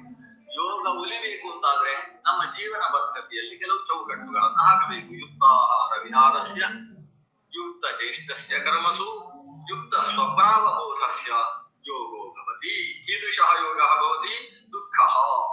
ಅದು ಸಂಸಾರ ದುಃಖವನ್ನು ಪರಿಹರಿಸುತ್ತ. ಯದಾ ವಿನಿಯತಂ ಚಿತ್ತಂ ಆತ್ಮನ್ಯೇವಾವತಿಷ್ಠತೆ ನಿಸ್ಪೃಹಃ ಸರ್ವಕಾಮೇಭ್ಯೋ ಯುಕ್ತ ಇತ್ಯುಚ್ಯತೆ ತದಾ. ಯದಾ ಯಥಾ ದೀಪೋ ನಿವಾತಸ್ಥೋ ನೇಂಗತೆ ಸೋಪಮಾ ಸ್ಮೃತಃ ಯೋಗಿನೋ ಯತ ಚಿತ್ತಸ್ಯ ಯುಂಜತೋ ಯೋಗಮಾತ್ಮನಃ. ಯದಾ ವಿನಿಯತಂ ಚಿತ್ತಂ ಆತ್ಮನ್ಯೇವಾವತಿಷ್ಠತೆ. ಹೇಗೆ ಬದುಕಬೇಕು ಅಂತ ಹೇಳಿ ಆಯ್ತು. ಈ ರೀತಿ ಬದುಕತಕ್ಕಂತಹ ವ್ಯಕ್ತಿಗೆ ಯೋಗ ಉಂಟಾಗ್ತದೆ, ಯೋಗ ಒಲಿದು ಬರ್ತದೆ. ಸರಿ, ಯೋಗ ಸಾಧನೆಯನ್ನು ಪ್ರಾರಂಭ ಮಾಡೋಣ. ಯೋಗ ಸಾಧನೆ ಮಾಡಿದಂತಹ ವ್ಯಕ್ತಿ ನಾನು ಯೋಗಿಯಾಗಿದ್ದೇನೆ ಅಂತ ಯಾವಾಗ ತಿಳ್ಕೊಳ್ಬಹುದು? ಅಥವಾ ಅವನನ್ನು ನೋಡಿದ ಮತ್ತೊಬ್ಬ ಇವ ಯೋಗ ನಿಜವಾಗಿ ಯೋಗನ ಹಂತವನ್ನು ತಲುಪಿದ್ದಾನೆ ಅಂತ ಹೇಗೆ ತಿಳ್ಕೊಳ್ಬೇಕು? ಅವನು ನಾನಾ ರೀತಿಯ ಪವಾಡಗಳನ್ನು ಸೃಷ್ಟಿಸಿದರೆ ಮಾತ್ರ ತಿಳಿಯುವುದು ಅನ್ನುವುದು ಇದು ಯೋಗದ ನಿರ್ಣಾಯಕ ಅಲ್ಲ. ಯಾಕಂದ್ರೆ ಯೋಗ ಸಾಧನೆಯನ್ನು ಮಾಡದೇ ಇದ್ದಂತಹ ವ್ಯಕ್ತಿಯೂ ಕೂಡ ಯಾವುದೋ ತಾಮಸವಾದಂತಹ ಸಿದ್ಧಿಗಳ ಮೂಲಕವಾಗಿ ನಾನಾ ರೀತಿಯ ಪವಾಡಗಳನ್ನು ಸಿದ್ಧಿಸಿಕೊಳ್ಳುವುದಕ್ಕೆ ಸಶಕ್ತನಾಗ್ತಾನೆ. ಅದು ಒಬ್ಬ ಯೋಗಿಯಾಗಿದ್ದಾನೆ ಅನ್ನೋದು ಪವಾಡಗಳು ನಿರ್ಣಯಿಸುವುದಿಲ್ಲ. ಪವಾಡಗಳು ಕೂಡ ಯೋಗವನ್ನು ನಿರ್ಣಯಿಸುವ ಒಂದು ಸಾಧನ ಹೊರತು ಅದೇ ಅಲ್ಲ, ಅದರಿಂದಲೇ ನಾವು ನಿರ್ಣಯಿಸುವುದಕ್ಕೆ ಸಾಧ್ಯ ಇಲ್ಲ. ಹಾಗಾಗಿ ಯೋಗದ ನಿರ್ಣಯ ಹೇಗೆ, ಇವನು ಯುಕ್ತ ಅಥವಾ ಇವನು ಯೋಗಿ ಅಂತ ಹೇಗೆ ನಿರ್ಧರಿಸುವುದು? ಮೊದಲು ಅವನು ನನ್ನನ್ನು ಯೋಗಿ ಅಂತ ನಿರ್ಧರಿಸಿಕೊಳ್ಬೇಕು, ಆಮೇಲೆ ಬೇರೆಯವರ ಪ್ರಶ್ನೆ. ಮೊದಲು ತಾನು ಯೋಗಿ ಆಗಿದ್ದೇನೆ ತನಗಾದ್ರೆ ಹೇಗೆ ಗೊತ್ತಾಗುವುದು? ಅದಕ್ಕೆ ಹೀಗೆ ಯದಾ ವಿನೀಯತಂ ಚಿತ್ತಂ ಆತ್ಮನ್ಯೇವ ಅವತಿಷ್ಠತೆ. ನಮ್ಮ ಮನಸ್ಸು ಅನ್ನೋದು ಕುಣಿದಾಡತಕ್ಕಂತಹ ಕೋತಿಯ ಹಾಗೆ. ಕೋತಿಯ ಹಾಗೆ ಚಂಚಲವಾಗಿರತಕ್ಕಂತಹ ಮನಸ್ಸನ್ನು ನಾವಾಗಿ ನಿಯಂತ್ರಿಸಬೇಕಾದ ಅನಿವಾರ್ಯತೆ ಇದೆ. ವಿನೀಯತಂ ಚಿತ್ತಂ, ನಮ್ಮ ನಿಯಂತ್ರಣಕ್ಕೆ ಒಳಪಟ್ಟಂತಹ ಚಿತ್ತ ಅನ್ನುವುದು ಯಾವಾಗ ಆತ್ಮನ್ಯೇವ ಅವತಿಷ್ಠತೆ, ಒಳಗಿರುವ ಅಂತರಾತ್ಮ ಯಾವ ಪರಮಾತ್ಮನಿದ್ದಾನೆ ಆ ಪರಮಾತ್ಮನಲ್ಲಿ ಗಟ್ಟಿಯಾಗಿ ನೆಲೆಗೊಳ್ತದು. ಹೇಗೆ ನೆಲೆಗೊಂಡಿತು? ನಿಸ್ಪೃಹ ಸರ್ವಕಾಮೇಭ್ಯ, ಆ ಮನಸ್ಸಿನಲ್ಲಿ ಯಾವುದೇ ರೀತಿಯ ಕಾಮನೆಗಳಿಲ್ಲ, ಸಕಲ ಕಾಮನೆಗಳನ್ನು ಹೊರಗಿಟ್ಟಂತಹ ನಿಸ್ಪೃಹವಾದ ಮನಸ್ಸು. ಸ್ಪೃಹ ಅಂದ್ರೆ ಆಸೆ ಆಕಾಂಕ್ಷೆ, ಕಾಮ ಅಂದ್ರೆ ಕಾಮ್ಯ ಪದಾರ್ಥಗಳು, ಸಕಲ ವಿಧವಾದ ಕಾಮ್ಯಗಳಿಂದಲೂ ದೂರ ಇದ್ದು ನಿಸ್ಪೃಹವಾಗಿರತಕ್ಕಂತಹ ಮನಸ್ಸು ಯಾವಾಗ ನಮ್ಮ ಹಿಡಿತದಲ್ಲಿದೆಯೋ ವಿನಿಯತಂ ಚಿತ್ತಂ ಆತ್ಮನ್ಯೇವಾವತಿಷ್ಠತೆ. ಆತ್ಮನಿ ಅನ್ನೋದಕ್ಕೆ ಮಧ್ವಾಚಾರ್ಯರ ಭಾಷ್ಯ ಆತ್ಮನಿ ಪರಮಾತ್ಮನಿ. ಯಾಕಂದ್ರೆ ಉಳಿದ ಭಾಷ್ಯಗಳಲ್ಲೆಲ್ಲ ಆತ್ಮನಿ ಅಂದ್ರೆ ಜೀವಾತ್ಮನಿ ಎನ್ನುವ ವ್ಯಾಖ್ಯಾನವೇ ಇದೆ. ಯಾಕಂದ್ರೆ ಬೇರೆ ಸಿದ್ಧಾಂತದ ಪ್ರಕಾರ ಜೀವಾತ್ಮ ಮತ್ತು ಪರಮಾತ್ಮರಲ್ಲಿ ಭೇದ ಇಲ್ಲ ಅನ್ನುವ ಸಿದ್ಧಾಂತದ ಪ್ರಕಾರ ಜೀವಾತ್ಮಗಿಂತ ಬೇರೆ ಮತ್ತೊಂದಿಲ್ಲ. ಆದ್ರಿಂದ ತನ್ನನ್ನೇ ತಾನು ಯೋಚನೆ ಮಾಡುವುದು ಅನ್ನುವ ಒಂದು ವಿಶಿಷ್ಟವಾದ ಧ್ಯಾನ ಪ್ರಕ್ರಿಯೆಯನ್ನು ಆ ಸಿದ್ಧಾಂತ ಹೇಳುತ್ತದೆ. ಆದ್ರೆ ಆಚಾರ್ಯರು ಶ್ರೀಕೃಷ್ಣನ ಅಭಿಪ್ರಾಯ ಹಿಂದೆ ಮುಂದೆ ಗಮನಿಸಿಕೊಂಡು ಆತ್ಮನ್ಯೇವ ಅವತಿಷ್ಠತೆ, ಮತ್ ಸಂಸ್ಥಾ ಅಂತ ಹಿಂದೆ ಹೇಳಿದ್ದಾನೆ, ಮತ್ ಸಂಸ್ಥಾ ಅಂತ ಹೇಳಿದ್ದಾನೆ, ಮಚ್ಚಿತ್ತ ಅಂತ ಹೇಳಿದ್ದಾನೆ, ಮತ್ ಪರಹ ಅಂತ ಹೇಳಿದ್ದಾನೆ ಭಗವಂತ. ಅದರಿಂದ ಭಗವಂತನಲ್ಲೇ ಮನಸ್ಸಿತ್ತು ಅರ್ಥ. ಯಾವಾಗ ಮನಸ್ಸು ಆತ್ಮನ್ಯೇವ ಅವತಿಷ್ಠತೆ, ಅವಸ್ಥಾನ, ತಿಷ್ಠತಿ ಅಂದ್ರೆ ನಿಂತಿದೆ ಅಂತ ಅಷ್ಟೇ ಅರ್ಥ. ಸ್ಥಾನ ಅಂದ್ರೆ ನಿಲ್ದಾಣ, ನಿಲ್ಲುವುದಕ್ಕೆ ಒಂದು ತಾಣ ಅಷ್ಟೇ. ಅವಸ್ಥಾನ ಅಂದ್ರೆ ಅಲುಗಾಡದೇ ನಿಲ್ಲುವುದು. ಇನ್ನೊಂದಿದೆ ಪ್ರತಿಷ್ಠಾನ, ಅದೇ ಸ್ಥಾನ ಅನ್ನುವುದಕ್ಕೆ ಪ್ರತಿ ಉಪಸರ್ಗ ಸೇರಿದ್ರೆ ಆಗ ಸಕಾರಕ್ಕೆ ಶಬ್ದ ಬಂದು ಅದು ಷ್ಟುತ್ವ ಬಂದು ಪ್ರತಿಷ್ಠಾನ ಅಂತ ರೂಪ ಆಗ್ತದೆ. ಪ್ರತಿಷ್ಠಾನ ಅಂತ ಹೇಳಿದ್ರೆ ಅಲುಗಾಡುವುದಕ್ಕೆ ಸಾಧ್ಯವಾಗದೇ ಇರುವ ಹಾಗೆ ಬೇರೆದ್ದರಿಂದ ನಿಲ್ಲಿಸುವುದು. ಪ್ರತಿಷ್ಠಾನ ಅಂದ್ರೆ ತಾನೇ ಅಲುಗಾಡದೆ ನಿಲ್ಲುವುದು. ಈಗ ಒಂದು ಪ್ರತಿಮೆಯನ್ನು ತಂದು ಒಂದು ಮೇಜಿನ ಮೇಲೆ ಇಟ್ಟಾಗ ಗಾಳಿ ಬೀಸಿದಾಗಲೂ ಅದು ಅಲುಗಾಡಲಿಲ್ಲ ಅಂತಾದ್ರೆ ಅದು ಅವಸ್ಥಿತವಾಗಿದೆ, ಅದಕ್ಕೆ ಅವಸ್ಥಾನ ಇದೆ ಅಂತ ಹೇಳುದು. ಗಾಳಿ ಬಂದಾಗ ಅಲುಗಾಡಿತು ಅಂತ ಹೇಳಿ ಅದಕ್ಕೆ ಅಷ್ಟಬಂಧ ಹಾಕಿ ಸಿಮೆಂಟ್ ಹಾಕಿ ಗಟ್ಟಿಯಾಗಿ ನಿಲ್ಲಿಸಿ ಬಿಟ್ರೆ ಆಗ ಪ್ರತಿಷ್ಠಾಪಿತವಾಗಿದೆ ಅಂತ ಹೇಳಿದ್ರೆ ಅದು ಅವಸ್ಥಾಪಿತವಾಗಿದೆ ಅಂತ ಹೇಳುವುದಲ್ಲ. ಆದ್ರೆ ಪ್ರತಿಷ್ಠಾ, ದೇವತಾ ಪ್ರತಿಷ್ಠೆ ಆಯಿತು, ಪ್ರತಿಮೆಯ ಪ್ರತಿಷ್ಠೆ ಆಯಿತು ಅಂದ್ರೆ ಅಷ್ಟಬಂಧ ಹಾಕಿ ಅಲುಗಾಡದೆ ಇರುವ ಹಾಗೆ ಕಟ್ಟಿ ನಿಲ್ಲಿಸುವುದು. ಅವಸ್ಥಾನ ಅಂದ್ರೆ ಅದು ಅಲುಗಾಡದೆ ಇರುವ ಹಾಗೆ ಅದಾಗಿಯೇ ನಿಂತಿರುವುದು. ಅದರ ಶಕ್ತಿ ಅಲುಗಾಡದೆ ಇರುವ ಹಾಗಿದ್ರೆ ಅದು ಅವಸ್ಥಾನ, ಇನ್ನೊಂದರ ಶಕ್ತಿ ಅದನ್ನು ಅಲುಗಾಡದೆ ಇರುವ ಹಾಗೆ ಮಾಡಿತು ಅಂದ್ರೆ ಅದು ಪ್ರತಿಷ್ಠಾನ. ಇಷ್ಟು ವ್ಯತ್ಯಾಸ. ಆಗ ಅವತಿಷ್ಠತೆ ಅಂದ್ರೆ ಏನರ್ಥ? ತಾನು ತನ್ನ ಇಂದ್ರಿಯವನ್ನು ತನ್ನ ಹಿಡಿತಕ್ಕೆ ತಂದುಕೊಂಡು ಮನಸ್ಸು ಅತ್ತಿತ್ತ ಹೋಗದೇ ಇರುವ ಹಾಗೆ ಆತ್ಮನ್ಯೇವ ಪರಮಾತ್ಮನಲ್ಲೇ ಗಟ್ಟಿಯಾಗಿ ನೆಲೆಗೊಳಿಸಿದ್ದ ಅಂತ ಆದರೆ ಯುಕ್ತ ಇತ್ಯುಚ್ಯತೆ ತದಾ, ಆವಾಗ ಅವನನ್ನು ಯುಕ್ತ, ಯೋಗದಿಂದ ಕೂಡಿದವ, ಯೋಗಿ ಅಂತ ಜ್ಞಾನಿಗಳು ಕರೀತಾರೆ. ಅವನನ್ನು ಯುಕ್ತ ಅಂತ ಕರೆದುಕೊಳ್ಬಹುದು, ನಾನು ಯೋಗಿಯಾಗಿದ್ದೇನೆ ಅಂತ ಕರೆದುಕೊಳ್ಬಹುದು. ಆದ್ರೆ ಈ ಸ್ಥಿತಿ ಬರಬೇಕು, ಅವನು ಸುಲಲಿತವಾಗಿ ತನ್ನ ಪ್ರಯತ್ನದಿಂದ ಮೊದಲು ಇಂದ್ರಿಯಗಳನ್ನೆಲ್ಲ ತನ್ನ ಕಡೆ ಎಳೆದುಕೊಂಡು ಮನಸ್ಸನ್ನು ಕೂಡ ತನ್ನ ಹಿಡಿತದಲ್ಲಿ ಇಟ್ಟುಕೊಂಡು ಭಗವಂತನಲ್ಲೇ ಅದನ್ನು ನೆಲೆಗೊಳಿಸಬೇಕು. ಭಗವಂತನಲ್ಲೂ ನೆಲೆಗೊಳಿಸುವುದಲ್ಲ, ಭಗವಂತನಲ್ಲೇ. ಅಯೇವ ಅನ್ನುವುದು ಆ ಮಾತು ಹೇಳಿದೆ, ಆತ್ಮನ್ಯೇವ ಅವತಿಷ್ಠತೆ. ಆತ್ಮನಲ್ಲಿ ಮಾತ್ರ ಮನಸ್ಸು ಏಕಕಾಲದಲ್ಲಿ ಅನೇಕ ವಿಷಯಗಳನ್ನು ಗ್ರಹಿಸುತ್ತದೆ. ಮನಸ್ಸಿನ ಸಾಮರ್ಥ್ಯ ವಿಶೇಷ. ಕಣ್ಣು ರೂಪವನ್ನು ಗ್ರಹಿಸುತ್ತೆ, ಕಿವಿ ಶಬ್ದವನ್ನು ಗ್ರಹಿಸುತ್ತೆ. ಮನಸ್ಸು ರೂಪವನ್ನು ಶಬ್ದವನ್ನು ಜೊತೆಗೆ ಗ್ರಹಿಸುವಂತಹ ಸಾಮರ್ಥ್ಯವನ್ನು ಪಡೆದಿದೆ. ಅನೇಕ ವಿಷಯವನ್ನು ಗ್ರಹಣ ಮಾಡುವ ಸಾಮರ್ಥ್ಯ ಮನಸ್ಸಿಗಿದೆ ಏಕಕಾಲದಲ್ಲಿ.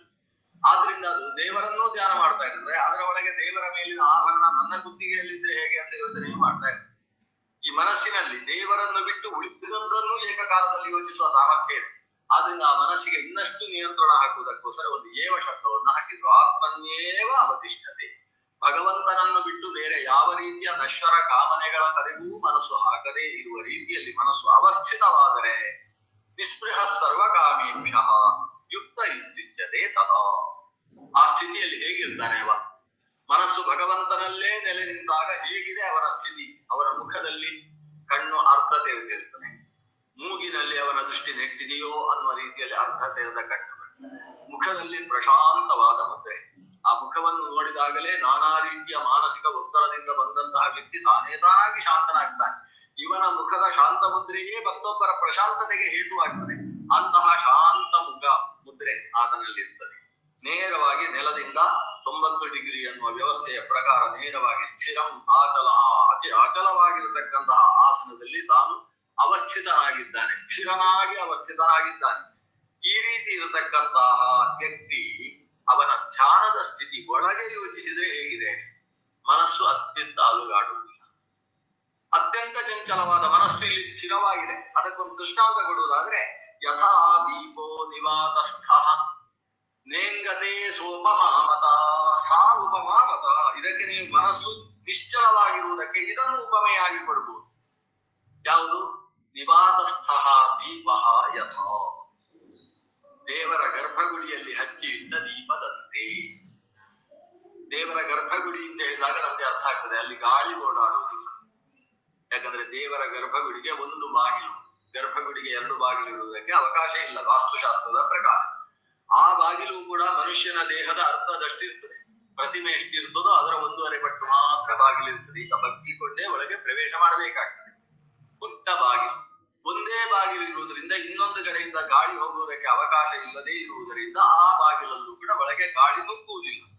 ಒಳಗೆ ಉಸಿರಾಟಕ್ಕೆ ಎಷ್ಟು ಬೇಕೋ ಅಷ್ಟು ಮಾತ್ರ ಚಲನಶೀಲವಲ್ಲದ ಗಾಳಿ ಸಂಚಾರ ಮಾಡ್ತಾ ಇರ್ತದೆ. ಚಲನಶೀಲವಲ್ಲದ ಗಾಳಿಯ ಸಂಚಾರ ಅಂದ್ರೆ ಬೀಸುವ ಗಾಳಿ ಅಲ್ಲಿಲ್ಲ. ಅಲ್ಲಿ ಹಚ್ಚಿರತಕ್ಕಂತಹ ದೀಪ ಅತ್ತಿತ್ತ ಓಲಾಡದೆ ನೇರವಾಗಿ ನಿಂತಿರುತ್ತದೆ. ಯಥಾ ದೀಪ ನಿವಾತಸ್ಥ, ವಾತವು ಎಲ್ಲಿ ಲೀಲಾಜಾಲವಾಗಿ ಸಂಚರಿಸ್ತಾ ಇಲ್ಲವೋ ಅಂತಹ ಪ್ರದೇಶದಲ್ಲಿ ದೀಪ ಎಂಬುದು ನೇಂಗತೆ, ಅತ್ತಿತ್ತ ಗಚ್ಚತಿ, ಅತ್ತಿತ್ತ ಓಲಾಡುವುದಿಲ್ಲ. ಹೇಗೂ ಸಾ ಉಪಮ. ಆ ಯೋಗ ಸಮಾಧಿಯನ್ನು ಸಾಧನೆ ಮಾಡಿಕೊಂಡಂತಹ ಯುಕ್ತನ ಮನಸ್ಸಿನ ಸ್ಥಿತಿಯನ್ನು ನಾವು ಹೀಗೆ ಯೋಚನೆ ಮಾಡಬಹುದು. ಅತ್ತಿತ್ತ ಓಲಾಡುವುದಿಲ್ಲ. ದೀಪವನ್ನು ದೃಷ್ಟಾಂತ ಕೊಟ್ಟದ್ದು ಯಾಕೆ? ದೀಪವು ಚಂಚಲ, ಆದರೆ ಅದು ಸ್ವತಃ ಚಂಚಲವು ಗಾಳಿಯಿಂದಾಗಿ ಚಂಚಲ.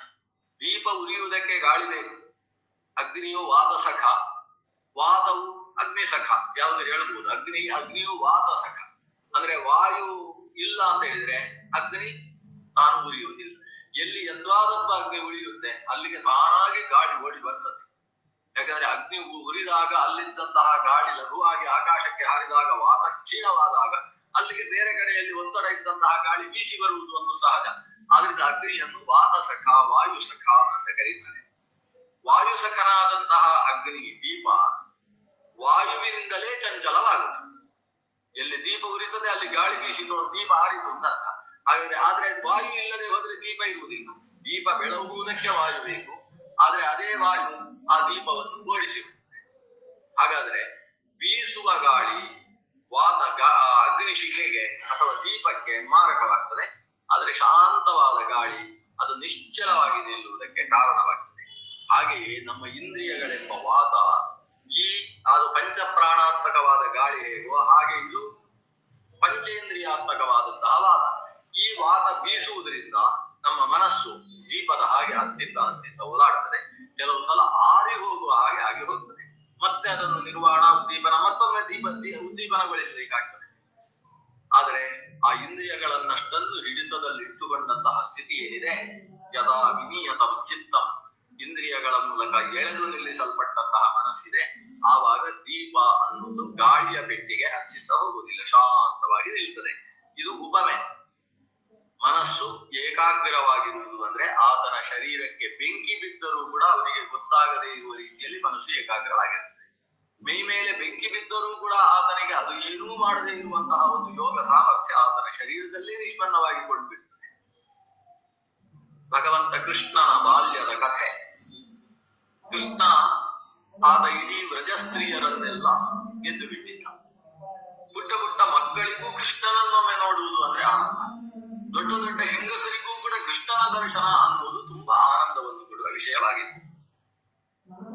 ನಂದಗೋಪನ ಮನೆ. ಸಾಯಂಕಾಲದ ಹೊತ್ತು ದೀಪ ಹಚ್ಚಬೇಕು ಮನೆ ಮನೆಯಲ್ಲಿ. ಆ ಕಾಲದಲ್ಲಿ ಪ್ರತಿಯೊಬ್ಬರ ಮನೆಯಲ್ಲೂ ಕೂಡ ಅಗ್ನಿ ಬೇಟಿಗೆ ಮ್ಯಾಚ್ ಬಾಕ್ಸ್ ಅನ್ನುವ ವ್ಯವಸ್ಥೆ ಇರುವುದಿಲ್ಲ. ನಂದಾದೀಪ ಅನ್ನೋದಿದ್ರೆ ಅದರಿಂದ ಹಚ್ಚಿಕೊಂಡು ಬಂದು ದೀಪಗಳನ್ನು ಹಚ್ಚುವುದು. ನಂದಾದೀಪವನ್ನು ಪ್ರತಿಯೊಬ್ಬರೂ ಮನೆಯಲ್ಲಿ ಬೆಳಗುತ್ತಿರಲಿಲ್ಲ. ಎಣ್ಣೆ ಅನ್ನೋದು ಇವತ್ತಿನ ಹಾಗೆ ಸುಲಭ ಇರಲಿಲ್ಲ. ಆದ್ರಿಂದಾಗಿ ಒಂದು ಬೀದಿಯಲ್ಲಿ ಒಬ್ಬ ಯಾರು ಶ್ರೇಷ್ಠನಿದ್ದಾನೆ, ಪಟೇಲನಿದ್ದಾನೆ, ಶಾನುಭೋಗನಿದ್ದಾನೆ, ಅಂತಹ ವ್ಯಕ್ತಿ ದೀಪವನ್ನು ತಾನು ಹಚ್ಚಿ ಸಾಯಂಕಾಲ ಆಗ್ತಾ ಇರುವ ಹಾಗೆ ಹೊರಗಿನ ಬಾಗಿಲ ಸನಿಹದಲ್ಲಿ ಇರ್ತಾರೆ. ಅಕ್ಕಪಕ್ಕದವರೆಲ್ಲ ಬಂದು ಅಲ್ಲಿಂದ ದೀಪವನ್ನು ಹಚ್ಚಿಕೊಂಡು ಹೋಗಬೇಕು ಅನ್ನೋದು ಪ್ರಾಚೀನ ಕ್ರಮ. ನಂದಗೋಪನ ಮನೆಗೆ ದೀಪ ಹಚ್ಚಿಕೊಳ್ಳುವುದಕ್ಕೆ ಅನೇಕರು ಬರ್ತಾರೆ. ಒಬ್ಬಳು ಮಗಳು ಹೇಳಿದ್ರು, ಅಮ್ಮ ನೀನು ಇದ್ದು ನಾನು ದೀಪ ಹಚ್ಚಿಕೊಂಡು ಬರ್ತೇನೆ ನಿನ್ನ ಮನೆಯಲ್ಲಿ. ಆಕೆಯ ಉದ್ದೇಶ ನಂದಗೋಪನ ಮನೆಗೆ ಹೋದಾಗ ಕೃಷ್ಣನನ್ನು ಒಂದು ಬಾರಿ ಕಣ್ತುಂಬಿಸಿಕೊಳ್ಳುವುದು. ದೀಪದ ಹತ್ರ ಬಂದಿದ್ದಾಳೆ. ಆ ಮುಸ್ಸಂಜೆಯ ಹೊತ್ತು ಕೃಷ್ಣನ ದರ್ಶನ ಇಲ್ಲ. ದೀಪದ ಹತ್ತಿರಕ್ಕೆ ಬಂದು ಕೃಷ್ಣನನ್ನು ಹತ್ತಿದ್ದ ನೋಡಿ ಕಾಣದಾದಾಗ ದೀಪಕ್ಕೆ ತನ್ನ ದೀಪವನ್ನು ಹಚ್ಚುವುದಕ್ಕೆ ಇಟ್ಟಾಗ ದೀಪದ ಮೇಲೆ ದೀಪವನ್ನು ಸೇರಿಸಿದ್ದಾಳೆ. ಅಷ್ಟು ಹೊತ್ತಿಗೆ ಬಾಗಿಲ ಬಳಿಯಲ್ಲಿ ತ್ರಿಭಂಗಿ ಮಧುರಾಕೃತಿಯಾಗಿ ತನ್ನ ಕಾಲಿನ ಮೇಲೆ ಕಾಲು ಹಾಕಿ ಶರೀರವನ್ನು 3 ಬಾರಿ ಬಗ್ಗಿಸಿಕೊಂಡು ನಿಂತಹ ಕೃಷ್ಣನ ಸುಂದರ ರೂಪ ಕಾಣಸಿಕ್ಕಿದೆ. ಅದನ್ನು ನೋಡ್ತಾ ಇದ್ದವಳು ಮೈ ಮರೆತಳು. ಅದೆಷ್ಟೋ ಹೊತ್ತಾದ ಮೇಲೆ ತಾಯಿ ಓಡಿ ಬರ್ತಾಳೆ, ನನ್ನ ಮಗಳು ಇನ್ನೂ ಯಾಕೆ ಬರ್ಲಿಲ್ಲ. ಬರುವವಳಿಗೆ ಬಂದು ನೋಡ್ತಾಳೆ, ಕೆಟ್ಟ ಕರುವಿನ ಮಾಂಸವು ಕರಟಿದ ವಾಸನೆ ಬರ್ತಾ ಇದೆ. ಈಕೆ ದೀಪಕ್ಕೆ ತನ್ನ ಕೈಯನ್ನು ಇದ್ದಾಳೆ, ಕೈ ಉರಿತಾ ಇದೆ. ಆದರೆ ಈಕೆ ಅದು ಯಾವುದರ ಯೋಚನೆ ಇಲ್ಲದೆ ಕೃಷ್ಣನಲ್ಲಿ ನೆಟ್ಟ ದೃಷ್ಟಿಯಿಂದ ನೋಡ್ತಾ ನಿಂತಿದ್ದಾಳೆ. ಈ ಸ್ಥಿತಿ ಏನಿದೆ, ಎಲ್ಲ ರೀತಿಯ ವಾಕ್ಯದ ಆಕಾಂಕ್ಷೆಗಳನ್ನೆಲ್ಲ ಹೊರಗಿಟ್ಟು ದೇವರ ಮೇಲೆ ಅಷ್ಟು ಆಸಕ್ತಿಯಿಂದ ತನ್ನ ಶರೀರಕ್ಕೆ ಬೆಂಕಿ ಬಿದ್ದರೂ ಗೊತ್ತಾಗದೆ ಇರುವ ರೀತಿಯಲ್ಲಿರತಕ್ಕಂತಹ ಮನಸ್ಥಿತಿ, ಇದು ಉಪಮೆಯಾಗುತ್ತದೆ. ಯಥಾ ದೀಪ ನಿವಾತಸ್ಥ ನೇಂಗತೆ ಸಾ ಉಪಮ. ಸಾ ಅನ್ನೋದು ಉಪಮ ಅನ್ನೋದು ಸ್ತ್ರೀಲಿಂಗದ ಶಬ್ದ ಇರುವುದರಿಂದ ಬರ್ತದೆ. ಇಲ್ಲಿ ಹೇಳಿದ್ರೆ ಸಹ ದೀಪ ಉಪಮ. ಆ ದೀಪವು ಇಲ್ಲಿ ಉಪಮೆಯಾಗಿದೆ. ಯೋಗಿನೋ ಯತಚಿತ್ತಸ್ಯ ಯುಜ್ಯತೋ ಯೋಗಮಾತ್ಮನ. ಯಾವುದಕ್ಕೆ ಇದು ಉಪಮೆ? ಯತಚಿತ್ತಸ್ಯ ಯೋಗಿನಃ ಆತ್ಮನಃ ಯೋಗಂ ಯುಂಜತಃ ಸಾ ಉಪಮ.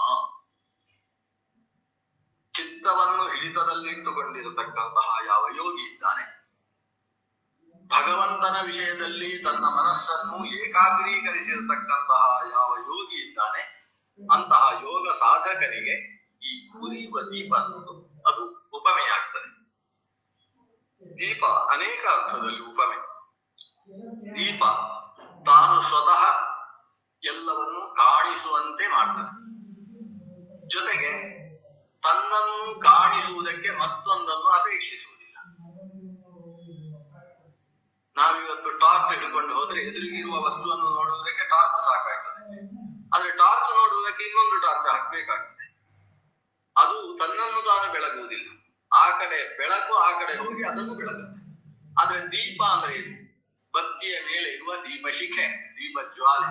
ಆ ದೀಪ ಜ್ವಾಲೆಯ ವಿಶೇಷತೆ ಏನು? ಜ್ವಾಲೆಯು ಉಳಿದದ್ದನ್ನೆಲ್ಲ ಬೆಳಗುವುದರ ಜೊತೆಗೆ ಈ ದೀಪವನ್ನು ನೋಡುವುದಕ್ಕೆ ಇನ್ನೊಂದು ಬೆಳಕು ಹಿಡ್ಕೊಂಡು ಬರಬೇಕು ಅಂತಿಲ್ಲ. ಆ ದೀಪ ಜ್ವಾಲೆ ತನ್ನನ್ನು ತಾನು ಬೆಳಗಿಸಿಕೊಳ್ತದೆ ಅಲ್ಲ, ಅದು ಸ್ವಪ್ರಕಾಶ ಅಂತ ಕರೆಸಿಕೊಳ್ಳುವಂತ. ಸ್ವಪ್ರಕಾಶ ಅನ್ನುವ ಶಬ್ದಕ್ಕೆ ಅರ್ಥ ಏನು? ಅದು ಮತ್ತೊಂದನ್ನು ಬೆಳಗಿಸುವುದರ ಜೊತೆಗೆ ತನ್ನನ್ನು ತಾನೇ ಬೆಳಗಿಸಿಕೊಳ್ಳುತ್ತದೆ. ಅಂತದ್ದು ಸ್ವಪ್ರಕಾಶ, ಸ್ವಯಂ ಪ್ರಭೆ. ಅಂತದ್ದು ಉಪಮೆ. ನಿನ್ನ ಧ್ಯಾನಕ್ಕೆ ಗೋಚರವಾಗತಕ್ಕಂತಹ ಭಗವಂತನ ಸ್ವರೂಪಕ್ಕೆ ಇದು ಉಪಮೆ. ನೀನು ಯೋಗಿನಃ ಯತಚಿತ್ತಸ್ಯ ಯುಂಜತೋ ಯೋಗಂ ಆತ್ಮನಃ ಆತ್ಮನಃ ಯೋಗಂ ಯುಂಜತಃ. ಭಗವಂತನ ಕುರಿತಾದ ಸಮಾಧಿಯನ್ನು ಯಾರು ತನ್ನಲ್ಲಿ ಒಡಮೂಡಿಸಿಕೊಂಡಿದ್ದಾನೋ ಅವನಿಗೆ ಇದು ಉಪಮೆ. ಯಾಕೆ? ದೇವರನ್ನು ಕಾಣಬೇಕು. ದೇವರು ಹೇಗಿದ್ದಾನೆ? ಅವನು ಎಲ್ಲವನ್ನೂ ಬೆಳಗಿಸುವ. ಅವನನ್ನು ತಿಳಿದರೆ ಎಲ್ಲವೂ ಬೆಳಗಿತು. ಏನ ವಿಜ್ಞಾತೇನ ಸರ್ವಂ ವಿಜ್ಞಾತಂ ಸ್ಯಾತ್. ಅವನನ್ನು ತಿಳಿಯುವುದರಿಂದ ಎಲ್ಲವನ್ನೂ ತಿಳಿದದ್ದರ ಫಲ ಪ್ರಾಪ್ತಿಯಾಗ್ತದೆ. ಎಲ್ಲವೂ ಬೆಳಗಿ ಬಿಡುತ್ತದೆ. ಯಾಕಂದ್ರೆ ಎಲ್ಲದರ ಒಳಗೂ ತತ್ತದಾಕಾರ ಸ್ವರೂಪದಿಂದ ಅವ ಪ್ರವೇಶ ಮಾಡಿದ್ದಾನೆ. ಅವನಿಗೆ ಸದೃಶವಾಗಿದೆ ಎಲ್ಲವೂ ಕೂಡ. ಆದ್ರಿಂದ ಅವನನ್ನು ತಿಳಿದರೆ ಎಲ್ಲವನ್ನೂ ತಿಳಿದ ಹಾಗೆ. ಅರ್ಥಾತ್ ಅವು ಒಬ್ಬ ಬೆಳಕು. ಜೊತೆಗೆ ಅವನನ್ನು ಬೆಳಗಿಸಿಕೊಳ್ಳುವವನು ಅವನೇ ಆಗಿದ್ದಾನೆ. ಅವನು ಸ್ವಯಂ ಪ್ರಕಾಶನಾಗಿದ್ದಾನೆ. ಅವನನ್ನು ಅರಿಯುವುದಕ್ಕೆ ಬೇರೆದ್ದರ ಸಹಕಾರ ಬೇಕಾಗಿಲ್ಲ. ಅವನು ನಮಗೆ ಅನುಗ್ರಹ ಮಾಡಿದರೆ ಅವನ ಜ್ಞಾನ ಬದುಕುತ್ತಂಥ. ಅಂತಹ ದೀಪದ ಆಗಿರುವ ಜ್ಯೋತಿ ಸ್ವರೂಪನಾದಂತಹ ಭಗವಂತನನ್ನು ಹೃದಯದಲ್ಲಿ ಕಾಣು. ಇದು ಯೋಗದ ಸ್ಥಿತಿ. ಯೋಗೋ ಭವತಿ ಹಾಗಾದ್ರೆ ಯೋಗದ ಸ್ಥಿತಿಯನ್ನು ನಿರೂಪಣೆ ಮಾಡಿದ್ದು ಯೋಗಿನೋ ಯತಚಿತ್ತಸ್ಯ ಯುಂಜತೋ ಯೋಗಮಾತ್ಮನಃ ಯಥಾದೀಪೋ ನಿವಾತಸ್ಥೋ ನೇಂಗತೆ ಸೋಪಮ ಮತ ಅಥವಾ ಸೋಪಮ ಸ್ಮೃತ. ಇದನ್ನೇ ಮುಂದುವರಿಸಿ ಒಂದು 4 ಶ್ಲೋಕಗಳಲ್ಲಿ ಯೋಗದ ಸ್ಥಿತಿಯನ್ನು ಹೇಳ್ತಾನೆ. ನಾವು 4 ಶ್ಲೋಕವನ್ನು ಒಟ್ಟಿಗೆ ಗಮನಿಸೋಣ. ಯತ್ರೋ ಪರಮತೆ ಚಿತ್ತಂ ನಿರುದ್ಧಂ ಯೋಗ ಸೇವಯ ಯತ್ರ ಜೀವಾತ್ಮನಾತ್ಮಾನಂ ಪಶ್ಯನ್ನಾತ್ಮನಿ ತುಷ್ಯತಿ ಸುಖಮಾತ್ಯಂತಿಕಂ ಯತ್ತತ್ ಬುದ್ಧಿಗ್ರಾಹ್ಯವದೀಂದ್ರಿಯಂ ವೇತ್ತಿ ಯತ್ರ ನ ಚೈವ ಅಯಂ ಸ್ಥಿತಶ್ಚಲತಿ ತತ್ವತಃ ಯಂ ಲಬ್ಧ್ವಾ ಚಾಪರಂ ಲಾಭಂ ಮನ್ಯತೆ ನಾಧಿಕಂ ತತಃ ಯಸ್ಮಿನ್ ಸ್ಥಿತೋ ನ ದುಃಖೇನ ಗುರುಣಾಪಿ ವಿಚಾಲ್ಯತೆ ತಂ ವಿದ್ಯಾ ದುಃಖ ಸಂಯೋಗ ವಿಯೋಗಂ ಯೋಗ ಸಂಯುತಂ ಸ ನಿಶ್ಚಯೇನ ಯೋಕ್ತವ್ಯಃ ಯೋಗೋ ಅನಿರ್ವಿಣ್ಣ ಚೇತಸ ಸಹ ಯೋಗ ನಿಶ್ಚಯೇನ ಯೋಕ್ತವ್ಯ. ಇಂತಹ ಯೋಗ ಸ್ಥಿತಿಗೆ ಪ್ರತಿಯೊಬ್ಬ ಸಾಗಬೇಕಪ್ಪ. ಯಾಕಂದ್ರೆ ಅಷ್ಟು ಫಲ ಇದೆ. ಆ ಯೋಗದ ಸ್ಥಿತಿಯನ್ನು ವರ್ಣನೆ ಮಾಡ್ತಾ ಇದ್ದಾರೆ. ಯತ್ರೋ ಪರಮತೆ ಚಿತ್ತಂ, ಚಿತ್ತವು ಉಪರಮವಾಗ್ತದೆ, ಚಿತ್ತವು ವಿಶ್ರಾಂತಿಯನ್ನು ಪಡೆಯುತ್ತದೆ. ಸಾಮಾನ್ಯವಾಗಿ ಚಿತ್ತದ ವಿಶ್ರಾಂತಿ ಅಂದ್ರೆ ಸ್ವಪ್ನ ಕಾಲದಲ್ಲಿ ಇರುವುದಿಲ್ಲ, ಸುಷುಪ್ತಿ ಸ್ಥಿತಿಯಲ್ಲಿ ಇರ್ತದೆ. ಎಚ್ಚರದ ಕಾಲದಲ್ಲಿ ಚಿತ್ತ ಕೆಲಸ ಮಾಡ್ತದೆ, ಸ್ವಪ್ನದ ಕಾಲದಲ್ಲಿ ಚಿತ್ತದ್ದೇ ಹೆಚ್ಚಿನ ಕೆಲಸ ಇರುವುದು. ಆದರೆ ಸುಷುಪ್ತಿ ಗಾಢ ನಿದ್ರೆಯ ಕಾಲದಲ್ಲಿ ಚಿತ್ತವು ಉಪರತವಾಗ್ತದೆ, ಒಂದು ಅಂಶದಲ್ಲಿ ಉಪರತ ಆಗ್ತದೆ. ಅಂತಹ ಚಿತ್ತ ಉಪರತವಾಗುವ ಮತ್ತೊಂದು ಕಾಲ ಅಂತ ಹೇಳಿದ್ರೆ ಅದು ಈ ಸಮಾಧಿ ಸ್ಥಿತಿ. ವಸ್ತುತಃ ಸಮಾಧಿ ಸ್ಥಿತಿಯಲ್ಲಿ ಪ್ರಧಾನ ಕೆಲಸ ಚಿತ್ತದ್ದೇ. ಸೋಯಮಾತ್ಮ ಚೇತಸಾ ವೇದಿತವ್ಯ ಅಣುರೇಷ ಆತ್ಮ. ಅವರನ್ನು ಮನಸ್ಸಿನಲ್ಲೇ ನೀವು ತಿಳ್ಕೊಳ್ಬೇಕು ಅಂತ. ಮನಸ್ಸು ಅನ್ನೋದೇ ಅವನನ್ನು ಕಾಣುವುದು, ಆದರೆ ಮನಸ್ಸು ಕೂಡ ಅವನನ್ನು ಕಾಣುವುದಿಲ್ಲ ಅಂತ ಹೇಳ್ತಕ್ಕಂತಹ ಅನೇಕ ಸ್ಮೃತಿ ವಾಕ್ಯಗಳಿದ್ದಾರೆ. ಯಥೋ ವಾಚೋ ನಿವರ್ತಂತೆ ಅಪ್ರಾಪ್ಯ ಮನಸಾ ಸಹ. ಅವ ವಾಚಾಂ ಅಗೋಚರ, ಜೊತೆಗೆ ಮನಸ್ಸಿಗೂ ಅವಾಂಗ್ ಮನಸ ಅಗೋಚರನಾಗಿದ್ದಾನೆ ಭಗವಂತ ಅಂತ ಹೇಳುವ ಮಾತಿದೆ. ಜೊತೆಗೆ ನ ಚಕ್ಷುಷಾ ಪಶ್ಯತಿ ಕಶ್ಚಿದೇ, ಬಾಹ್ಯೇಂದ್ರಿಯಗಳು ಅವನನ್ನು ತಿಳಿಯುವುದಿಲ್ಲ, ಜೊತೆಗೆ ಚೇತಸ್ಸು ಕೂಡ ಅವನನ್ನು ತಿಳಿಯುವುದಿಲ್ಲ. ಹೀಗೆ ಅನೇಕ ಮಾತುಗಳು ಹೀಗಿದ್ದಾವೆ. ಆದ್ರೆ ಚೇತಸ್ಸೇ ಅವನನ್ನು ತಿಳಿಬೇಕು ಅಂತ ಹೇಳುವ ಮಾತು ಇದೆ. ಅಣುರೇಷ ಆತ್ಮ ಚೇತಸ ವೇದಿತವ್ಯ. ಅವನನ್ನು ಚೇತಸ್ಸಿನಿಂದ ತಿಳಿಬೇಕು. ಇವೆಲ್ಲದ ಆಂತರ್ಯ ಏನು? ನಾವು ಸಮಾಧಿ ಸ್ಥಿತಿ ಅಥವಾ ಯೋಗ ಸ್ಥಿತಿಗೆ ಸಾಗಿದಾಗ ವಸ್ತುತಃ ನಮಗೆ ಈ ಹಿಂದೆ ಬಂದಿದ್ದಂತಹ ಭಗವದ್ ವಿಷಯಕವಾದ ಜ್ಞಾನ ಏನಿದೆ ಅದರಿಂದ ಜನಿತವಾದ ಸಂಸ್ಕಾರಮಯವಾದ ಒಂದು ರೂಪವನ್ನು ನಾವು ಕಾಣ್ತಾ ಇರ್ತೇವೆ. ಈ ಸಂಸ್ಕಾರಮಯವಾದ ರೂಪವನ್ನು ಕಾಣುವುದು ಬಾಹ್ಯ ಇಂದ್ರಿಯಗಳಿಂದ ಅಲ್ಲ, ಅಂತಃಕರಣದಿಂದ ಕಾಣುವುದು, ಅರ್ಥಾತ್ ಮನಸ್ಸಿನಿಂದ ಕಾಣುವುದು. ಮನಸ್ಸು ಕಾಣುವಂತಹದ್ದು ದೇವರಲ್ಲ, ಒಳಗಿನಿಂದ ಕಾಣತಕ್ಕಂಥದ್ದು ದೇವರ ಒಂದು ಪ್ರತಿಮೆ. ಹೊರಗಿನ ದೇವರ ಪ್ರತಿಮೆಯನ್ನು ನಮ್ಮ ಕಣ್ಣು ಕಂಡ ಹಾಗೆ ಒಳಗಿನ ದೇವರ ಪ್ರತಿಮೆಯನ್ನು ಮನಸ್ಸು ಅನ್ನುವ ಒಳಗಣ್ಣು ಕಾಣ್ತದೆ. ಹೊರಗಿನ ಪ್ರತಿಮೆಯನ್ನು ನಾವು ಕಣ್ಣಿನಿಂದ ಕಾಣ್ತೇವೆ. ಆ ಹೊರಗಿನ ಪ್ರತಿಮೆ ಮಣ್ಣಿನಿಂದಲೋ ಕಲ್ಲಿನಿಂದಲೋ ಪಂಚಲೋಹದಿಂದಲೋ ನಿರ್ಮಿತವಾದದ್ದಾಗಿರುತ್ತೆ. ಒಳಗೆ ಕಾಣತಕ್ಕಂತಹ ಮಾನಸ ಪ್ರತಿಮೆ ಏನಿದೆ, ಮನಸ್ಸು ಕಾಣ್ತಾ ಇರತಕ್ಕಂತಹ ಪ್ರತಿಮೆ, ಅದು ಕಲ್ಲು ಮಣ್ಣು ಅಥವಾ ಲೋಹದಿಂದ ನಿರ್ಮಿತವಾದ ಪ್ರತಿಮೆ ಅಲ್ಲ, ಅದು ಸಂಸ್ಕಾರದಿಂದ ನಿರ್ಮಿತವಾದ ಪ್ರತಿಮೆ. ಈ ನಮ್ಮ ಅನುಭವಜನಿತವಾದ ಸಂಸ್ಕಾರ, ಅದನ್ನು ವಾಸನ ಅಂತ ಕರೀತಾರೆ. ಈ ವಾಸನಾಮಯವಾದ ಪ್ರತಿಮೆಯನ್ನು ನಾವು ಒಳಗೆ ಕಾಣುವುದು. ಹೇಗೆ ಸಕ್ಕರೆಯಿಂದಲೇ ಒಂದು ಪ್ರತಿಮೆಯನ್ನು ಮಾಡಿ ಮಕರ ಸಂಕ್ರಾಂತಿಯ ದಿವಸ ಎಲ್ಲಿಯೂ ಕೊಡ್ತಾರಲ್ಲ, ಸಕ್ಕರೆಯಿಂದ ಪ್ರತಿಮೆ ಮಾಡಿದ ಹಾಗೆ ವಾಸನಾದಿಂದ ಒಂದು ಪ್ರತಿಮೆಯನ್ನು ಮಾಡಿ. ಪ್ರತಿಮೆಯನ್ನು ಮಾಡಿದ್ದು ನಮ್ಮ ಪ್ರಯತ್ನ, ಭಗವಂತನ ಅನುಗ್ರಹ, ಇದು ಸೇರಿ ಒಳಗಿನಿಂದ ಪ್ರತಿಮಾ ನಿರ್ಮಾಣ ಆಗ್ತದೆ. ಆ ನಿರ್ಮಿತವಾದ ಪ್ರತಿಮೆಯನ್ನು ನಾವು ಒಳಕಣ್ಣಿನಿಂದ ನೋಡುವುದಕ್ಕೆ ಧ್ಯಾನ ಅಂತ ಕರೀತೇವೆ. ಆ ವಾಸನಾಮಯವಾದ ಪ್ರತಿಮೆ, ಹೊರಗಿನ ಪ್ರತಿಮೆಗೂ ಈ ಪ್ರತಿಮೆಗೂ ವ್ಯತ್ಯಾಸ ಇಷ್ಟು. ಅದು ನಿರ್ಮಿಸಿದ್ದು ಬೇರೆ ದ್ರವ್ಯದಿಂದ, ಒಳಗಿನ ಪ್ರತಿಮೆಯನ್ನು ನಿರ್ಮಿಸಿದ್ದು ಬೇರೆ ದ್ರವ್ಯದಿಂದ. ಆದ್ರೆ ಹೊರಗಿನ ಪ್ರತಿಮೆಯನ್ನು ನಿರ್ಮಿಸಿದ ದ್ರವ್ಯ ಅದು ಭೌತಿಕವಾದದ್ದಾದ್ರಿಂದ, ಜೊತೆಗೆ ಅದು ಭೂತಕ್ಕೆ ಸಂಬಂಧಪಟ್ಟದ್ದಾದ್ರಿಂದ ಅದು ಕಣ್ಣಿಗೆ ಕಾಣಿಸ್ತದೆ. ಕಣ್ಣಿಗೆ ಕಾಣಿಸುವ ರೂಪವುಳ್ಳಂತಹ ಪ್ರತಿಮೆ ಆದ್ರಿಂದ ಅದು ಹೊರಗಿದ್ದು ಕಾಣಿಸ್ತದೆ. ಆದ್ರೆ ಒಳಗಿನ ಪ್ರತಿಮೆಗೆ ಉಪಯೋಗಿಸಿದ್ದು ಮೂರ್ತ ಪದಾರ್ಥವನ್ನಲ್ಲ, ಅಮೂರ್ತ ಪದಾರ್ಥವನ್ನು. ಅದರ ಕಚ್ಚಾ ಪದಾರ್ಥ ವಾಸನ, ವಾಸನ ಅಂದ್ರೆ ಸಂಸ್ಕಾರ, ಸಂಸ್ಕಾರ ಅನ್ನುವುದು ಅದು ಅಮೂರ್ತ ಪದಾರ್ಥ. ಆನಂದ ಅನ್ನುವುದು ಹೇಗೆ ಅಮೂರ್ತವು, ದುಃಖ ಅನ್ನುವುದು ಹೇಗೆ ಅಮೂರ್ತ ಪದಾರ್ಥವು, ಧರ್ಮ ಅಧರ್ಮ ಪುಣ್ಯ ಪಾಪ ಇವುಗಳು ಹೇಗೆ ಅಮೂರ್ತ ಪದಾರ್ಥಗಳು, ಹಾಗೆ ಅಮೂರ್ತವಾದ ವಾಸನ ಅನ್ನುವ ದ್ರವ್ಯದಿಂದ ನಿರ್ಮಿತವಾದಂತಹ ಆಂತರ ಪ್ರತಿಮೆ. ಆ ವಾಸನಾಮಯವಾದದ್ದರಲ್ಲಿ ಅದು ಈ ಬಾಹ್ಯ ಚಕ್ಷುಸಿಗೆ ಬಾಹ್ಯ ಇಂದ್ರಿಯಕ್ಕೆ ಅಗೋಚರವಾದ ಪಿತೃಗಳಲ್ಲಿ ಅಮೂರ್ತವು ಪಿತೃಗಳು, ಸಮೂರ್ತ ಪಿತೃಗಳು ಅಂತಿದ್ದಾರೆ. ಸುಮೂರ್ತ ಅಥವಾ ಸಮೂರ್ತ ಅಂತ ಕರೀತಾರೆ. ಮೂರ್ತ ಅಂದ್ರೆ ಅವರಿಗೊಂದು ಶರೀರ ಇದೆ. ಯಾವುದು ಶರೀರ? ಧರ್ಮಮೂರ್ತಿ ಧರಾಗಿದೆ, ಪುಣ್ಯವೇ ಅವರ ಶರೀರ ಅಂತ. ಅಂದ್ರೆ ಚಕ್ಷುಸ್ಸಿಗೆ ಕಾಣಿಸುವ ಶರೀರ ಅಲ್ಲ ಇದು ದೇವತೆಗಳು, ಅವರದ್ದು ಧರ್ಮಮೂರ್ತಿ ಧರ. ಧರ್ಮ ಅಂದ್ರೆ ಪುಣ್ಯ, ಪುಣ್ಯವೇ ಅವರ ಶರೀರ. ಹಾಗೆ ಅಲ್ಲಿ ಹೇಗೆ ಅಮೂರ್ತವಾದ ಶರೀರವು, ಹಾಗೆ ಇಲ್ಲಿ ಇವರ ಶರೀರ ಯಾವುದು? ನಾವು ಕಾಣಿಸುತ್ತ ಒಳಗಿಂದ ನೋಡತಕ್ಕಂತಹ ದೇವತಾ ಪ್ರತಿಮೆಯ ಶರೀರ, ದೇವತಾ ಪ್ರತಿಮೆಯ ಮೂಲ ದ್ರವ್ಯ ಯಾವುದು? ವಾಸನಾಮಯವಾದಂತಹ ಒಳಗಿನ ಒಂದು ರೂಪವನ್ನು ನಾವು ಕಾಣ್ತಾ ಇದ್ದೇವೆ. ಇದು ಪ್ರತಿಮೆ. ಈ ಪ್ರತಿಮೆಯನ್ನು ಕಾಣ್ತಾ ಕಾಣ್ತಾ ಅಂಥದ್ದೇ ಆದ ಅದರ ಒಳಗಿರುವ ದೇವರನ್ನು ನಮ್ಮ ಚಿತ್ತವು ಕಾಣುವುದಿಲ್ಲ. ಯತ್ರೋ ಪರಮತೆ ಚಿತ್ತಂ, ಯಾವ ಭಗವಂತನಲ್ಲಿ ಚಿತ್ತ ಎಂಬುದು ಪರಮತೆ, ಅದು ಅದನ್ನು ಹಿಡಿಯುವುದಕ್ಕೆ ಸಮರ್ಥವಾಗುವುದಿಲ್ಲ.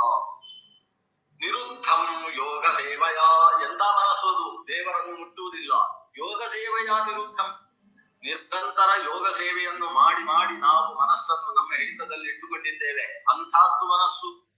ಯತ್ರ ಜೈವಾತ್ಮನಾತ್ಮಾನಂ ಪಶ್ಯತ್ಯಾತ್ಮನಿ ತುಷ್ಯತಿ. ಹೀಗೆ ಭಗವಂತನಲ್ಲಿ ಉಪರತವಾದ ಚಿತ್ತವೂ ಕೂಡ ಆ ಭಗವಂತನ ವಾಸನಾಮಯವಾದ ರೂಪದ ಮೂಲಕ ಅದರ ಒಳಗಿರುವ ಭಗವಂತನ ಸ್ವರೂಪವನ್ನು ಕಾಣ್ತದೆ. ಭಗವಂತನನ್ನು ಮುಟ್ಟಲಾಗದ ಮನಸ್ಸು ಯತ್ರ ಚ ಏವ ಆತ್ಮನ ಆತ್ಮಾನಂ ಪಶ್ಯನ್, ಆತ್ಮನ ಮನಸ ಆತ್ಮಾನಂ ಪರಮಾತ್ಮಾನಂ ಪಶ್ಯನ್, ಮನಸ್ಸಿನಿಂದ ದೇವರನ್ನು ಕಾಣುತ್ತಾ. ಈ ದೇವರನ್ನು ಕಾಣುತ್ತಾ ಅನ್ನುವುದು ನಾವು ತಿರುಪತಿಗೆ ಹೋಗಿ ನಾನು ಶ್ರೀನಿವಾಸ ದೇವರನ್ನು ಕಂಡೆ ಅಂತ ಹೇಳಿದ ಹಾಗೆ ದೇವರ ಪ್ರತಿಮೆಯನ್ನೇ ನಾವು ಕಂಡದ್ದು. ಆದ್ರೆ ಪ್ರತಿಮೆಯಲ್ಲಿ ನಿತ್ಯ ಸನ್ನಿಹಿತವಾದ ಭಗವತ್ ಸ್ವರೂಪ ಇರುವುದರಿಂದ ನಾನು ದೇವರನ್ನು ಕಂಡೆ ಅಂತ ವ್ಯವಹಾರ ಮಾಡ್ತೇವಲ್ಲ, ಹಾಗೆ ಇಲ್ಲಿ ಮನಸ್ಸಿನಿಂದ ಪರಮಾತ್ಮನನ್ನು ಕಾಣುವುದು ಅನ್ನೋ ವ್ಯವಹಾರ. ನೇರವಾಗಿ ಮನಸ್ಸಿಗೆ ಭಗವಂತ ಸಿಗಲಾರ. ಯಾಕಂದ್ರೆ ಭಗವಂತ ಅಪ್ರಾಕೃತನ, ನಮ್ಮ ಮನಸ್ಸು ಅನ್ನುವುದು ಪ್ರಾಕೃತವಾದ. ಪ್ರಾಕೃತಕ್ಕೆ ಅಪ್ರಾಕೃತವನ್ನು ಕಾಣುವ ಶಕ್ತಿ ಎಂದೆಂದೂ ಇಲ್ಲ. ಆದ್ರಿಂದ ಅಪ್ರಾಕೃತವಾದ ನಮ್ಮ ಸಾಕ್ಷಿ, ನಮ್ಮ ಸ್ವರೂಪೇಂದ್ರಿಯವಷ್ಟೇ ಭಗವಂತನನ್ನು ಕಾಣುವುದಕ್ಕೆ ಸಾಧ್ಯ. ಆ ನಿಟ್ಟಿನಿಂದ ಆತ್ಮನ ಆತ್ಮಾನಂ ಪಶ್ಯನ್ ಅಂದ್ರೆ ತನ್ನಿಂದ ಪರಮಾತ್ಮನನ್ನು ಕಾಣು. ತಾನೆಂಬ ಇಂದ್ರಿಯ ಇದೆ ನಮ್ಮಲ್ಲಿ. ಹೇಗೆ ಬಾಹ್ಯ ಪಂಚೇಂದ್ರಿಯಗಳ ಜೊತೆಗೆ ಆಂತರವಾದ ಮನಸ್ಸು 6ನೇ ಇಂದ್ರಿಯವಾದರೆ ಸ್ವರೂಪೇಂದ್ರಿಯ ಅಂತ 7ನೇ ಇಂದ್ರಿಯ, ಅದನ್ನು ಸಾಕ್ಷಿ ಇಂದ್ರಿಯ ಅಂತ ಕರೀತೇವೆ. ಆತ್ಮ ಸ್ವರೂಪವೇ ಅದು, ಆತ್ಮನಿಗಿಂತ ಬೇರೆ ಅಲ್ಲ. ಅದನ್ನು ಆತ್ಮನ ಅಂತ ಕರೀತಾರೆ. ಆತ್ಮನ ಆತ್ಮ ಸ್ವರೂಪ ಭೂತೇನ ಸಾಕ್ಷೀಂದ್ರಿಯೇಣ ಆತ್ಮಾನಂ ಪಶ್ಯನ್, ಭಗವಂತನನ್ನು ಅನುಭವಿಸುತ್ತಾ ಆತ್ಮನಿ ತುಷ್ಯತಿ, ಅಲ್ಲಿ ನೆಲೆಗೊಂಡು ಈತ ಆತ್ಮಾರಾಮವನ್ನು ಪಡೆಯುತ್ತಾ ನಿಂತು ಬಿಡ್ತಾನೆ. ತುಷ್ಯತಿ, ಸಂತೋಷವನ್ನು ಹೊಂದಾನೆ. ಹಾಗಾದ್ರೆ ಧ್ಯಾನದಲ್ಲಿ ಒಂದು ಆನಂದ ಇದೆ, ಅದನ್ನು ಧ್ಯಾನಾನಂದ ಅಂತ ಕರೀತಾರೆ. ಎಂತಹ ಸುಖ! ಸುಖಂ ಆತ್ಯಂತಿಕಂ ಯತ್ತತ್ ಯತ್ ತತ್. ಈಗ ಯಾವ ಒಳಗಿನಿಂದ ದೇವರನ್ನು ಕಾಣ್ತಾ ಅನುಭವಿಸತಕ್ಕಂತಹ ಸುಖ ಇದೆ ಅಲ್ಲ, ಅದು ಆತ್ಯಂತಿಕಂ, ಸಿಕ್ಕಾಬಟ್ಟೆ ದೊಡ್ಡ ಸುಖ. ಈ ಆತ್ಯಂತಿಕ ಅನ್ನುವ ಶಬ್ದವನ್ನು ಅದರ ನಂತರದಲ್ಲಿ ಇನ್ನೊಂದು ಇಲ್ಲ ಅನ್ನೋ ಅರ್ಥದಲ್ಲಿ ಬಳಸ. ಕೊನೆಯ ಗುರಿ ಅಥಾ ಸಾ ಪರಾಗತಿ. ಆತ್ಯಂತಿಕ ಅಂದ್ರೆ ಅದು ಮುಗಿತು ಅಲ್ಲಿಗೆ, ಅದು ಕೊನೆಗೆ ಡೆಡ್ ಎಂಡ್ ಅನ್ನೋ ಅರ್ಥದಲ್ಲಿ ಆತ್ಯಂತಿಕ ಅನ್ನುವ ಶಬ್ದವನ್ನು ಕರೆಯುವುದು. ಇದು ಸುಖಂ ಆತ್ಯಂತಿಕಂ, ಸಿಕ್ಕಾಬಟ್ಟೆ ಸುಖ, ಮೋಕ್ಷಾನಂದಕ್ಕೆ ಸದೃಶವಾದಂತಹ ಸುಖ. ಯತ್ತದು ಬುದ್ಧಿಗ್ರಾಹ್ಯಂ ಅತೀಂದ್ರಿಯಂ.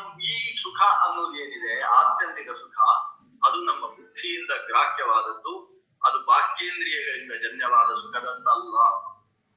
ಇನ್ನೊಂದು ವಿಷಯ ಇದೆ, ನೀನು ಒಳಗಿನಿಂದ ದೇವರನ್ನು ಕಾಣ್ತಾ ಇದೆಯಲ್ಲ, ಅದು ಏನದು? ಅದು ಸುಖ, ಅದು ಆನಂದ ಸ್ವರೂಪವಾದದ್ದು. ಸುಖಂ ಆತ್ಯಂತಿಕಂ ಯತ್ತತ್. ನೀನು ಯೋಗದಲ್ಲಿ ಒಳಗೆ ಕಾಣತಕ್ಕಂತಹ ಪಶ್ಯನ್ ಆತ್ಮನಾತ್ಮಾನಂ ಪಶ್ಯನ್ ಅಂತ ಹೇಳಿದ ಅಲ್ವಾ, ಆ ಆತ್ಮ ಏನದು? ಅದು ಪರಮ ಸುಖ ಸ್ವರೂಪವಾದದ್ದು, ಆನಂದ ಸ್ವರೂಪವಾದದ್ದು. ಬುದ್ಧಿಗ್ರಾಹ್ಯ, ಮನಸ್ಸಿಗೂ ಎಟುಕದೆ ಒಳಗೆ ಸಾಕ್ಷಿಯೇ ಗ್ರಾಹ್ಯವಾದದ್ದು. ಜೊತೆಗೆ ಅತೀಂದ್ರಿಯ, ಬಾಹ್ಯೇಂದ್ರಿಯದಿಂದಾಗಲಿ ಮನಸ್ಸಿನಿಂದಾಗಲಿ ನಿಲುಕದೇ ಇರತಕ್ಕಂಥದ್ದು. ವೇತ್ತಿ ಯತ್ರ ಕಲ್ವಾಯಂ ಸ್ಥಿತಶ್ಚಲತಿ ತತ್ಪದಃ. ಈ ರೀತಿ ಭಗವಂತನಲ್ಲಿ ತನ್ನ ಮನಸ್ಸನ್ನು ನೆಲೆಗೊಳಿಸಿದಂತಹ ಯಾವ ಯೋಗಿ ಇದ್ದಾನೆ, ಅವನ ವಿಶೇಷತೆ ಏನೆಂದರೆ ಸಹ ತತ್ವತಃ ನ ನಚೈವ ಚಲತಿ. ಅವನು ಈ ಯೋಗದಲ್ಲಿ ಕುಳಿತವ ಆಗಾಗ ಯೋಗದಿಂದ ಚಲನಶೀಲನಾಗುವುದಿಲ್ಲ. ಯೋಗದಿಂದ ಒಂದು ಬಾರಿ ಆ ಕಡೆ ಬೀಳುವುದು, ಮತ್ತೆ ಯೋಚನೆ ಮಾಡುವುದು, ಮತ್ತೆ ಯೋಗಕ್ಕೆ ನುಗ್ಗುವುದು, ಈ ರೀತಿ ಧಾರಣಾ ಸ್ಥಿತಿಗೆ ಅವ ಇರುವುದಿಲ್ಲ. ಎಷ್ಟು ಹೊತ್ತು ಬೇಕೋ ಅಷ್ಟು ಹೊತ್ತು ಅನಾಯಾಸವಾಗಿ ತನ್ನ ಮನಸ್ಸನ್ನು ಭಗವಂತನಲ್ಲಿ ನೆಲೆಗೊಳಿಸಿ ಬಿಡ್ತಾನೆ. ತತ್ವತಃ ನ ಚಲತಿ ಇಂದ ಇನ್ನೊಂದು ಅನ್ವಯ ಇದೆ. ನಿಶ್ಚಯವಾಗಿಯೂ ನ ಚಲತಿ, ಯೋಗದಿಂದ ಹಿಂದೆ ಬರುವುದಿಲ್ಲ. ಅಲ್ಲದೆ ತತ್ವತಃ ನ ಚಲತಿ, ತತ್ವ ಸಿದ್ಧಾಂತದಿಂದ ದೂರ ಸಾಗುವುದಿಲ್ಲ. ಈಗ ತತ್ವ ಸಿದ್ಧಾಂತ ಅಂದ್ರೆ ಏನು, ವಾಸ್ತವ ಏನೋ ಅದಕ್ಕೆ ತತ್ವ ಅಂತ ಹೆಸರು. ಈ ಧ್ಯಾನ ಯೋಗದಲ್ಲಿ ಆತ ನಿರತನಾಗಬೇಕು ಅಂತಾದ್ರೆ ಅವನಿಗೆ ತತ್ವದ ನಿಶ್ಚಯ ಬೇಕು. ಭಗವಂತ ಸಕಲ ಗುಣ ಪರಿಪೂರ್ಣ, ಇದೊಂದು ತತ್ವ. ಭಗವಂತ ಯಾವ ಆಕಾರವನ್ನು ಬೇಕಾದರೂ ತೆಗೆದುಕೊಳ್ಳುವ ಸರ್ವ ಸಮರ್ಥನಿದ್ದಾನೆ, ಅದೊಂದು ತತ್ವ. ಈ ತತ್ವದಿಂದ ಆತ ದೂರವಾಗಬಾರದು. ಯೋಗದ ಮಧ್ಯದಲ್ಲಿ ಅವನಿಗೆ ಸಂಶಯ ಬಂದು ತತ್ವದಲ್ಲಿ ಏನಾದರೂ ಜಿಜ್ಞಾಸೆ ಉಂಟಾದರೆ, ಅಂದ್ರೆ ತತ್ವದಿಂದ ವಿಮುಖನಾಗಬೇಕಾದ ಸ್ಥಿತಿ ಬಂದ್ರೆ ಅಂತವನಿಗೆ ಯೋಗ ಯಾವತ್ತೂ ಅವನು ಒಲಿಯುವುದಿಲ್ಲ. ಯೋಗ ಒಲಿದ ಮೇಲಿನ ಸ್ಥಿತಿಯನ್ನು ಇದು ವರ್ಣನೆ ಮಾಡ್ತಾ ಇದೆ. ಅವನು ತತ್ವತಃ ಅಯಂ ಭಗವತಿ ಸ್ಥಿತ ಆತ್ಮನಿಸ್ಥಿತ ಅಯಂ ತತ್ವತಃ ನ ಚಲತಿ ವೇತ್ತಿಜ. ಆ ಭಗವಂತನನ್ನು ಕಾಣ್ತಾನೆ, ಕಂಡು ಅಪರೋಕ್ಷೀಕರಿಸಿಕೊಳ್ತಾನೆ. ಯಾವಾಗ ದೇವರನ್ನು ಕಂಡು ವೇತ್ತಿ ಅಂದ್ರೆ ಯಥಾರ್ಥ ಜ್ಞಾನ, ಭಗವಂತನ ದರ್ಶನದಿಂದ ಜ್ಞಾನ ಉದ್ಭೂತವಾಗ್ತದೆ, ಆಮೇಲೆ ತತ್ವತಃ ನ ಚಲತಿ, ಅವನು ತತ್ವ ವಿಮುಖ ಆಗುವುದಿಲ್ಲ. ವಾಸ್ತವ ತತ್ವಕ್ಕಿಂತ ವಿರುದ್ಧವಾದ ವಿಷಯಗಳಲ್ಲಿ ಅವನ ಮನಸ್ಸು ಹೋಗುವುದಿಲ್ಲ. ಅದಕ್ಕಿಂತ ಮುಂಚೆ ಹೋಗಬಹುದು. ಧ್ಯಾನವನ್ನು ನಿರಂತರ ಮಾಡ್ತಾ ಇರುವ ವ್ಯಕ್ತಿಯೂ ಕೂಡ ಭಗವಂತನ ಅಪರೋಕ್ಷ ಜ್ಞಾನವಾಗುವುದಕ್ಕಿಂತ ಮುಂಚೆ ತತ್ವಚ್ಯುತನಾಗತಕ್ಕಂತಹ ಸಾಧ್ಯತೆಗಳುಂಟು. ಆದರೆ ಭಗವತ ಪರೋಕ್ಷ ಜ್ಞಾನಾನಂತರದಲ್ಲಿ ಅವರಿಗೆ ತತ್ವಚ್ಯುತಿ ಅಂದ್ರೆ ಯಥಾರ್ಥ ಜ್ಞಾನ ಏನಿದೆ, ತತ್ವಜ್ಞಾನ ಏನಿದೆ, ಅದರಿಂದ ಬೆನ್ನು ಹಾಕುವ ಸ್ಥಿತಿ ಉಂಟಾಗುವುದಿಲ್ಲ. ಯಂ ಲಬ್ಧ್ವಾ ಚಾಪರಂ ಲಾಭಂ ಮನ್ಯತೆ ನಾಸಿಕಂ. ಯಂ ಲಬ್ಧ್ವಾ, ಯಾವ ಈ ನಿರ್ವಾಣ ಪರಮ ಶಾಂತಿ ಇದೆ, ಈ ಭಗವಂತನ ಸಂಸ್ಥೆಯನ್ನು ಕಾಣುವುದರಿಂದ ಉಂಟಾಗುವ ಆನಂದ ವಿಶೇಷ ಇದೆ, ಈ ಸ್ಥಿತಿಯನ್ನು, ಸಮಾಧಿ ಸ್ಥಿತಿಯನ್ನು ಪಡೆದ ಮೇಲೆ ಅವನಿಗೆ ಯಾವ ಲಾಭವೂ ಕೂಡ ದೊಡ್ಡದು ಅನಿಸುವುದಿಲ್ಲ. ಇದರ ಮುಂದೆ ಎಲ್ಲವೂ ಚಿಕ್ಕದಾಗ್ತದೆ. ಅವನ ಮುಂದೆ ಅಮೃತ ಕಲಶವನ್ನು ಹಿಡ್ಕೊಂಡು ಬಂದು ಈ ಅಮೃತವನ್ನು ಪಾನ ಮಾಡುವ ದೇವತೆಗಳು ಇದನ್ನು ಕುಡಿದು ಅಜರರಾಗಿದ್ದಾರೆ, ಅಮರರಾಗಿದ್ದಾರೆ ಅಂತ ಹೇಳಿದ್ರು ಕೂಡ ನನಗೆ ಈ ಸ್ಥಿತಿಯಲ್ಲಿ ಅದು ಬೇಡ ಅಂತ ಹೇಳ್ತಾನೆ. ಅದಕ್ಕಿಂತ ದೊಡ್ಡ ಆನಂದ ಇಲ್ಲಿ ಪ್ರಾಪ್ತವಾಗಿದೆ. ಯಂ ಲಬ್ಧ್ವಾ, ಯಾವ ಸಮಾಧಿ ಸ್ಥಿತಿಯನ್ನು ಪಡೆದು ಅಪರಂ ಲಾಭಂ ಅಧಿಕಂ ತತಃ ನಮನ್ಯತೆ, ಅದಕ್ಕಿಂತ ದೊಡ್ಡದು ಅಂತ ಯಾವ ಲಾಭವನ್ನು ಆತ ಭಾವಿಸುವುದಿಲ್ಲ. ಯಸ್ಮಿನ್ ಸ್ಥಿತೋ ನ ದುಃಖೇನ ಗುರುಣಾಪಿ ವಿಚಾಲ್ಯತೆ. ಆ ಸಮಾಧಿ ಸ್ಥಿತಿಯಲ್ಲಿ ಅವನಿಗೆ ಬಹಳ ದೊಡ್ಡ ದುಃಖ, ಗುರುಣಾ ದುಃಖೇನಾಪಿ, ಅದೆಷ್ಟೋ ದೊಡ್ಡ ದುಃಖ ಅವರ ಮೇಲೆ ಬಿದ್ದರೂ ಕೂಡ ಆತ ಈ ಯೋಗ ಸ್ಥಿತಿಯಿಂದ ಹೊರಗೆ ಬರುವುದಿಲ್ಲ. ತನ್ನ ಮೈ ಮೇಲೆ ಸಿಡಿಲು ಬಡಿದರೂ ಆತ ಯೋಗ ಸ್ಥಿತಿಯಿಂದ ಹೊರಗೆ ಬರುವುದಿಲ್ಲ. ಹಿಮಪಾತವಾದರೂ ಆತ ಯೋಗ ಸ್ಥಿತಿಯಿಂದ ಹೊರಗೆ ಬರುವುದಿಲ್ಲ. ಆ ಯೋಗದಲ್ಲಿ ಅಂತಹ ಆನಂದದ ಅನುಭವದಲ್ಲಿ ಆತ ಬಿದ್ದಿರ್ತಾನೆ. ಕೆಲವರು ಸಿಕ್ಕಾಪಟ್ಟೆ ನಿದ್ದೆ ಮಾಡ್ತಾ ಇದ್ದಾಗ ಅಲಾರಂ ಹೊಡೆದ್ರೆ ನಿದ್ದೆಯಿಂದ ಎಚ್ಚರ ಆಗುವುದಿಲ್ಲ. ಚೆಂಡೆ ಮದ್ದಳೆ ತಾಳಮದ್ದಳೆ ನಡೆಸಿದ್ರು ಕೂಡ ಕೆಲವರಿಗೆ ಎಚ್ಚರ ಆಗುವುದಿಲ್ಲ. ಅಲ್ಲ, ಹಾಗೆ ಅವರದ್ದು ತಾಮಸವಾದ್ರೆ ಇದರದ್ದು ಪರಮ ಸಾತ್ವಿಕ. ಮನಸ್ಸು ಅಷ್ಟು ಗಾಢವಾಗಿ ಆ ಆನಂದದಲ್ಲಿ ಮಗ್ನವಾಗಿರುವಾಗ ಅವನಿಗೆ ಯಾವುದೂ ಕೂಡ ಅವನನ್ನು ಅದರಿಂದ ಹೊರಗೆ ತರುವುದಕ್ಕೆ ಸಮರ್ಥವಾಗುವುದಿಲ್ಲ. ಇಲ್ಲಿಗೆ ಹೇಳಿ ಉಪಸಂಹಾರ ಮಾಡ್ತಾರೆ. ತಂ ವಿದ್ಯಾದ ದುಃಖ ಸಂಯೋಗ ವಿಯೋಗಂ ಯೋಗ ಸಂಹಿತಂ. ಇದರ ಬಲೆಗೆ ಕೆಲವು ವಿಮರ್ಶೆಗಳಾಗಬೇಕು. ತಂ ವಿದ್ಯಾದ ದುಃಖ ಸಂಯೋಗ ವಿಯೋಗಂ, ದುಃಖದ ಸಂಯೋಗದಿಂದ ವಿಯೋಗ ಉಂಟಾಗಿರತಕ್ಕಂತಹ, ಯಾವ ದುಃಖದ ಸಂಯೋಗವೂ ಆಗದೇ ಇರತಕ್ಕಂತಹ ಯೋಗ ಸಂಹಿತಂ, ಯೋಗ ಅಂತ ಹೆಸರುಳ್ಳಂತಹ ತಂ ಯೋಗಂ ವಿದ್ಯಾ. ಅದನ್ನು ನೀವು ತಿಳ್ಕೊಳ್ಳಿ. ಎಂಥದ್ದು ಯೋಗ ಅದು? ದುಃಖ ಸಂಯೋಗದ ವಿಯೋಗ ಆಗುವ. ಈ ದುಃಖ ವಿಯೋಗ ಅಂತ ಹೇಳಿದ್ರೆ ದುಃಖ ಸಂಯೋಗದ ವಿಯೋಗ ಅಂದ್ರೆ ಎರಡು ಅರ್ಥ ಒಂದೇ. ದುಃಖದ ವಿಯೋಗ ಅಂದ್ರೆ ದುಃಖ ಅವನಿಂದ ದೂರ ಆಗ್ತದೆ. ದುಃಖ ಸಂಯೋಗ ವಿಯೋಗ ಅಂದ್ರೆ ದುಃಖ ಬಂದ ಮೇಲೆ ವಿಯೋಗ ಆಗುದಲ್ಲ, ಅವನಿಗೆ ದುಃಖವೇ ಬರೋಲ್ಲ ಅಂತ. ದುಃಖದ ಸಂಯೋಗದ್ದೇ ವಿಯೋಗ ಅಂದ್ರೆ ದುಃಖವೇ ಬರದೇ ಇರತಕ್ಕಂತಹ ಸ್ಥಿತಿ ಏನಿದೆ, ಯೋಗ ಸಂಹಿತಂ ಸಹ ನಿಶ್ಚಯೇನ ಯೋಕ್ತವ್ಯ ಯೋಗ ಅನಿರ್ವಿಘ್ನ ಚೇತಸ. ಯೋಗದ ಬಗ್ಗೆ ಯಾರು ನಿರ್ವೇದವನ್ನು ತಾಳದೆ, ನಿರ್ಲಕ್ಷ್ಯವನ್ನು ತಾಳದೆ ಯೋಗವನ್ನು ಪ್ರತಿಯೊಬ್ಬರೂ ಕೂಡ ಅವಶ್ಯವಾಗಿ ಅಭ್ಯಾಸ ಮಾಡತಕ್ಕದ್ದು. ಇದು ಕೃಷ್ಣನ ಆದೇಶ. ಸಹ ನಿಶ್ಚಯೇನ ಯೋಕ್ತವ್ಯ. ಅಂತಹ ಯೋಗ ಪ್ರತಿಯೊಬ್ಬನಿಂದಲೂ ಕೂಡ ಅನುಸರಣೀಯವಾಗತಕ್ಕದ್ದು.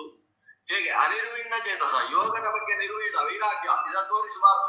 ಯೋಗದ ಬಗ್ಗೆ ಆಸಕ್ತಿಯನ್ನು ತಾಳಿ ಅನಿರ್ವಿಣ್ಣ ಚೇತಸ ಆಸಕ್ತವಾದಂತಹ ಮನಸ್ಸಿನಿಂದ ಯೋಗವನ್ನು ಪ್ರತಿಯೊಬ್ಬರು ಅಭ್ಯಾಸ ಮಾಡತಕ್ಕದ್ದು ಅನ್ನುವ ಆದೇಶವನ್ನು 23ನೇ ಶ್ಲೋಕದಲ್ಲಿ ಭಗವಂತ ನೀಡ್ತಾ ಇದ್ದಾನೆ. ಮುಂದಿನ ಭಾಗವನ್ನು